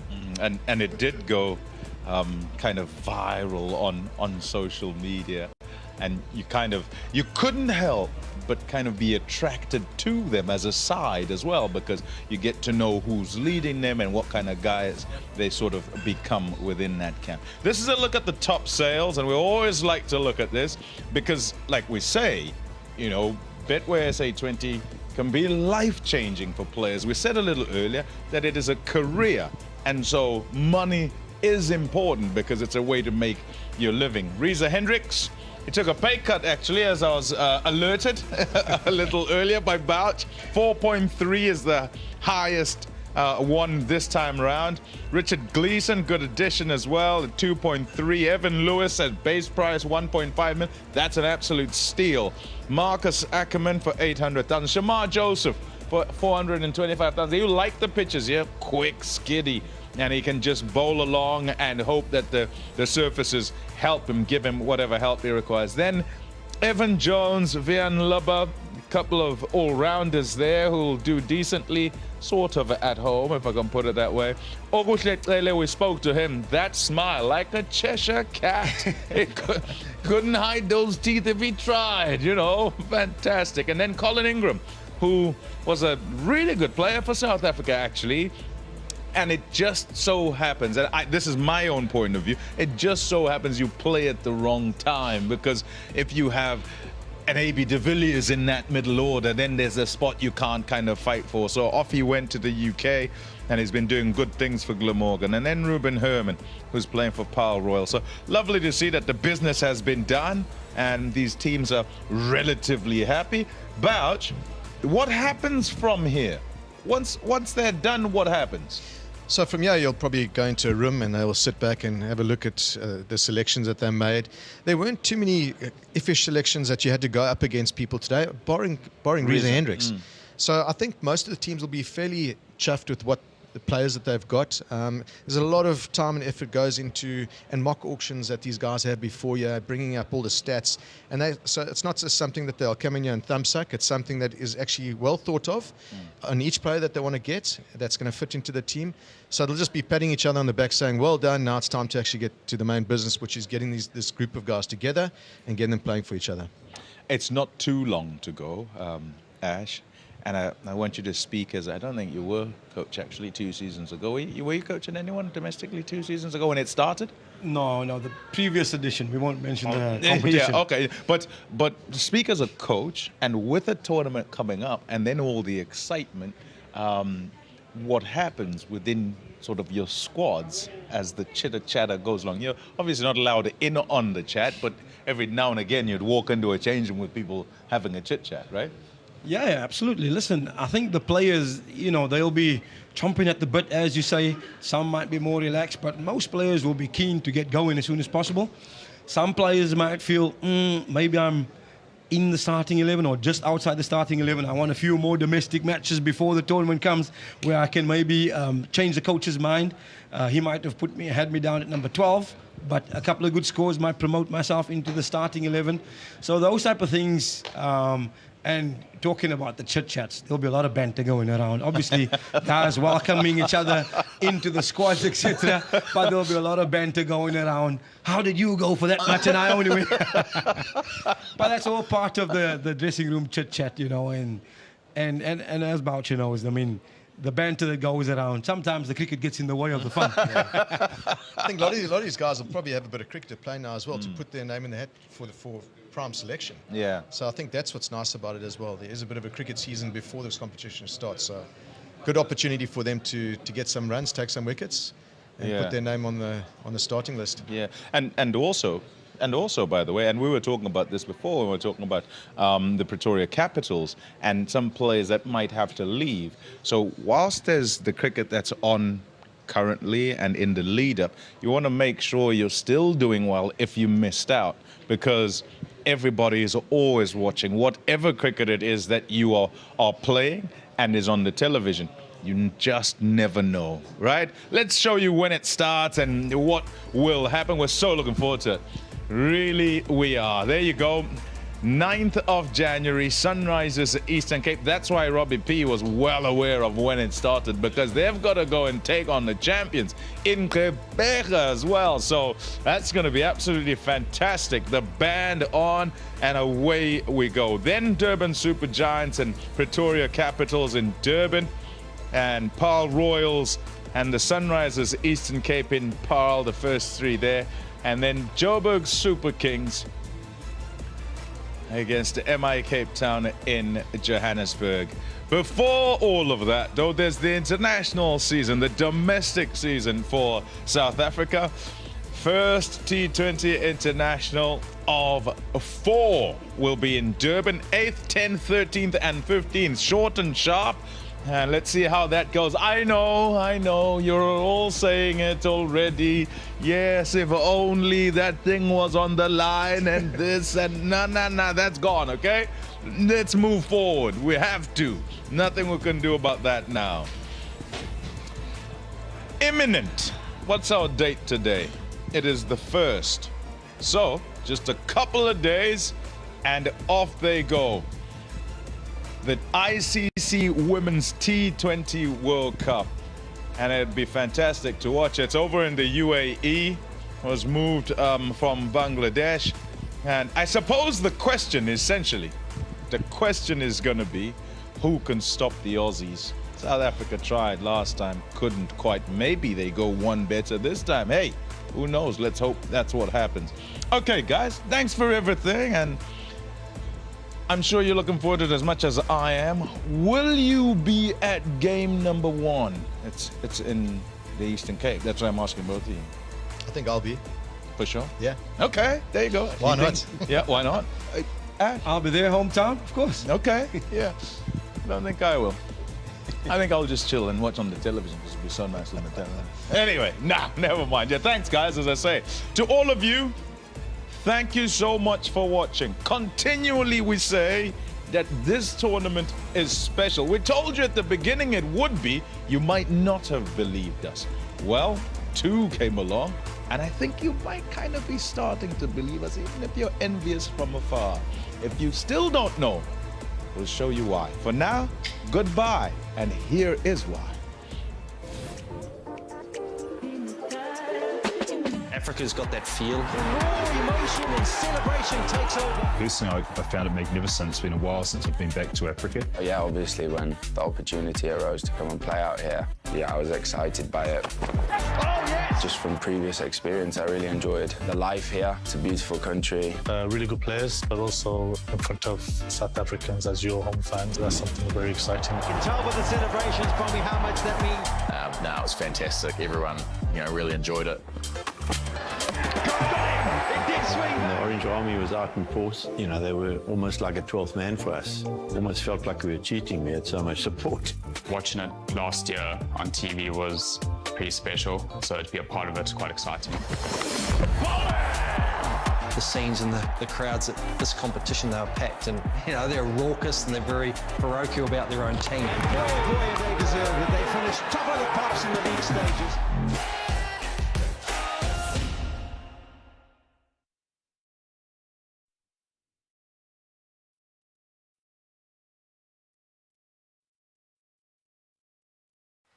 Remind yourself what life is all about. Adventure awaits in the all-new Photon Tumbler G7. Expand your lifestyle, your boundaries, your imagination. The all-new Photon Tumbler G7. Expand your lifestyle. This October on SuperSport. Lava strikes a crucial blow. Get ready to be bowled over by the ICC Women's T20 World Cup in the UAE. Oh, my word! Oh, he's won it! Local rivalries reach fever pitch in the Carling Black Label Cup round of 16. It's all eyes to the lights and foot to the floor as we go racing. Feast on a Formula One double-header with back-to-back action in the USA and Mexico. Bellingham goes for goal, and he hits the back of the net. El Clasico promises to serve up a sensational Spanish showdown. Bukayo Saka! To Salah! Liverpool are running away with it again! The Reds travel down south to take on the Gunners. Unbelievable! Only on your World of Champions. What does she know about fashion? I mean, this jersey's hip. Wait, do people still say hip? Do I sound like my father? Oh, do I dress like my father?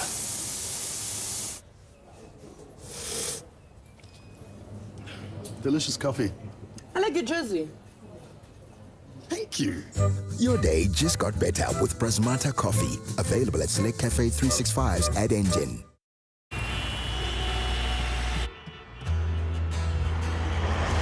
Ain't nobody gonna step on my sunshine. No, you ain't never gonna take that away from me.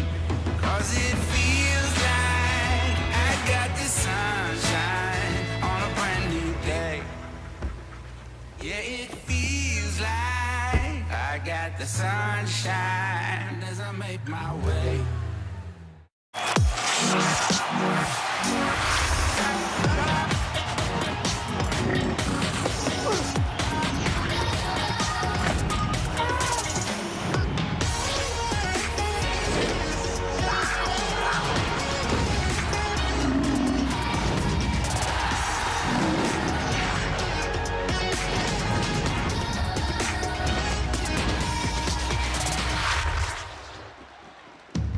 Welcome to Newlands Cricket Ground at the backdrop of this stunning Table Mountain. I mean, it really doesn't get bigger and better than this. I've been here for 2 weeks now for the SA20, and I'll tell you what, I've loved every minute of it.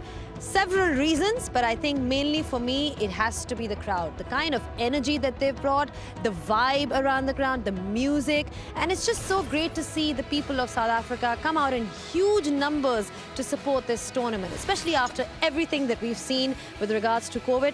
Don't forget, there's also been high-quality cricket. The kind of performances that we've seen so far, individual performances, and the team that I've worked with, you know, some wonderful legends in the commentary box from AB to KP, you know, the South African legends, Vern, you know, I've seen it all, and I can tell you it's been one of the best experiences of my life. SA20 is one for the future.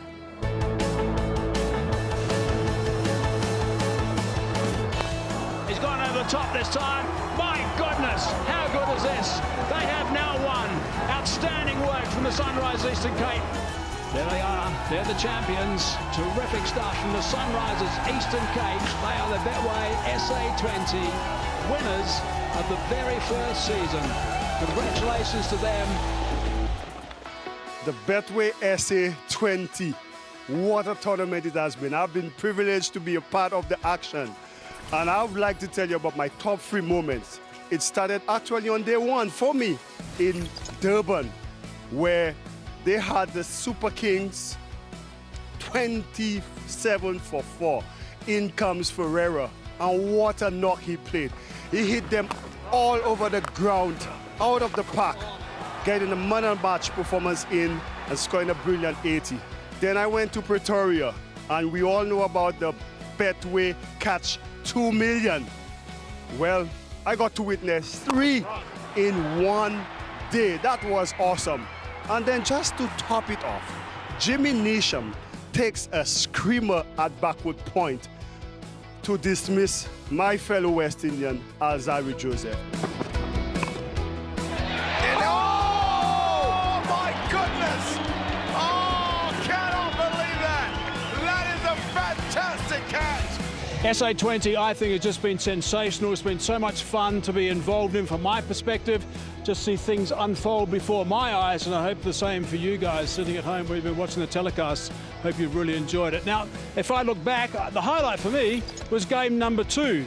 We went to Durban, and Durban, as you know, over the years, the crowd participation has not been as good as perhaps we would have liked. It was chock-a-block. It was absolutely sold out for game number 2. I had to look back to 2003, the World Cup in South Africa, 2003, for the last time it was sold out. I thought that was brilliant. Oh, it's gone. This is fantastic ball striking. Oh! There you go.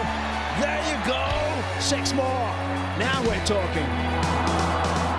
Entertainment at a premium is what happens when batters walk out to bat and they hit some absolute monsters. There's been over 356s in SA20. It is entertainment, it is exciting, and it gives the fans an opportunity to catch the ball in the crowd. Here's a package of some of the biggest sixes that have been hit in this season's Betway SA20. Oh, there's one of them. It's another crowd catch. Out of it! It made a wonderful sound off the bat. Oh, shooting. Oh, yes, David. That is outstanding. That's way back. That is a massive maximum. That's it. 6.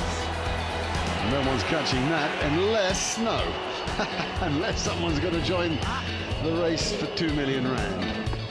Oh, it's another maximum. Snap! Markram's got the power! Oh, yes! And he goes again. He goes again. Clean again. 6 again. Oh, up and away. That's not even going to be on the roof. That's well over. It's into the trees. It's a tremendous shot. It's on the way to the hotel. That's up. Is it a chance or is it another crowd catch? Markram is here. and it lands on our roof. Oh, you talked about it, Brewery. It's in that direction. That's picked up. Has that gone all the way? Yep, that has. What about a catch? Oh, it's a big one too. It's gone right up the top. We all know the fact. Batsmen, they win you matches. When it comes to tournaments, it's the bowlers who always deliver. And talking about deliver, have a look at some of these deliveries. Bowled him! Another good comeback. He's been taken over deep square leg for a maximum, but he comes back, pitched up through the defences of Rickleton. Rickleton's gone. Bowled Simmons for 42. And you love that joy. Done him! Done him all ends up. That seems to nip back a touch, Mark. Absolutely, definitely. Great length. That's the old gap between the bat and pad. But that's a nice breakthrough and understandable excitement from Bartman. Oh, he got him! Must have got him. Absolutely top-class bowling. Spinning the ball, a bit of flight, caught Curran on the crease. What a beauty! And here it is, quick, did him for length, did Faf shortly for length, a little bit of turn back into the right-hander, and he goes. Oh, he's happy, he's an happy man, coming to the side for my Cape Town, and guess what, Joburg Super Kings, 41 for 4. Oh, hello, hello, goodbye. Absolute corker of a delivery from Lazard Williams. First up, there ain't a lot Timber Bavuma can do about this. Yeah, she's just sometimes as a batter you've got to say, well bowled. There's absolutely nothing he could have done about this. The standard of fielding in this Betway SA20 has been outstanding. Some of the catches, athletic, Chiminisham, World Jacks comes to mind. Absolutely unbelievable. Let's look at some of the best moments. That is out. That's a fantastic catch, by the way. Quinton de Kock cannot believe it because he nailed it. Yeah, I tell you what, Mark, this is some catch, because that went quickly. The line of pocket by the looks of it. Quinton de Kock, he's amused. Yeah, the square leg is up, that's why he chose that option. Oh, it is a magnificent catch. I can't tell you how hard that was. It went over his head, he kept backtracking, almost running forward and back at the same time. Oh, it's a fantastic catch from Rickleton. As I said, he's usually a keeper. That's a keeping role as well. He'll be chuffed with that. Oh, he's picked that up. My goodness gracious me.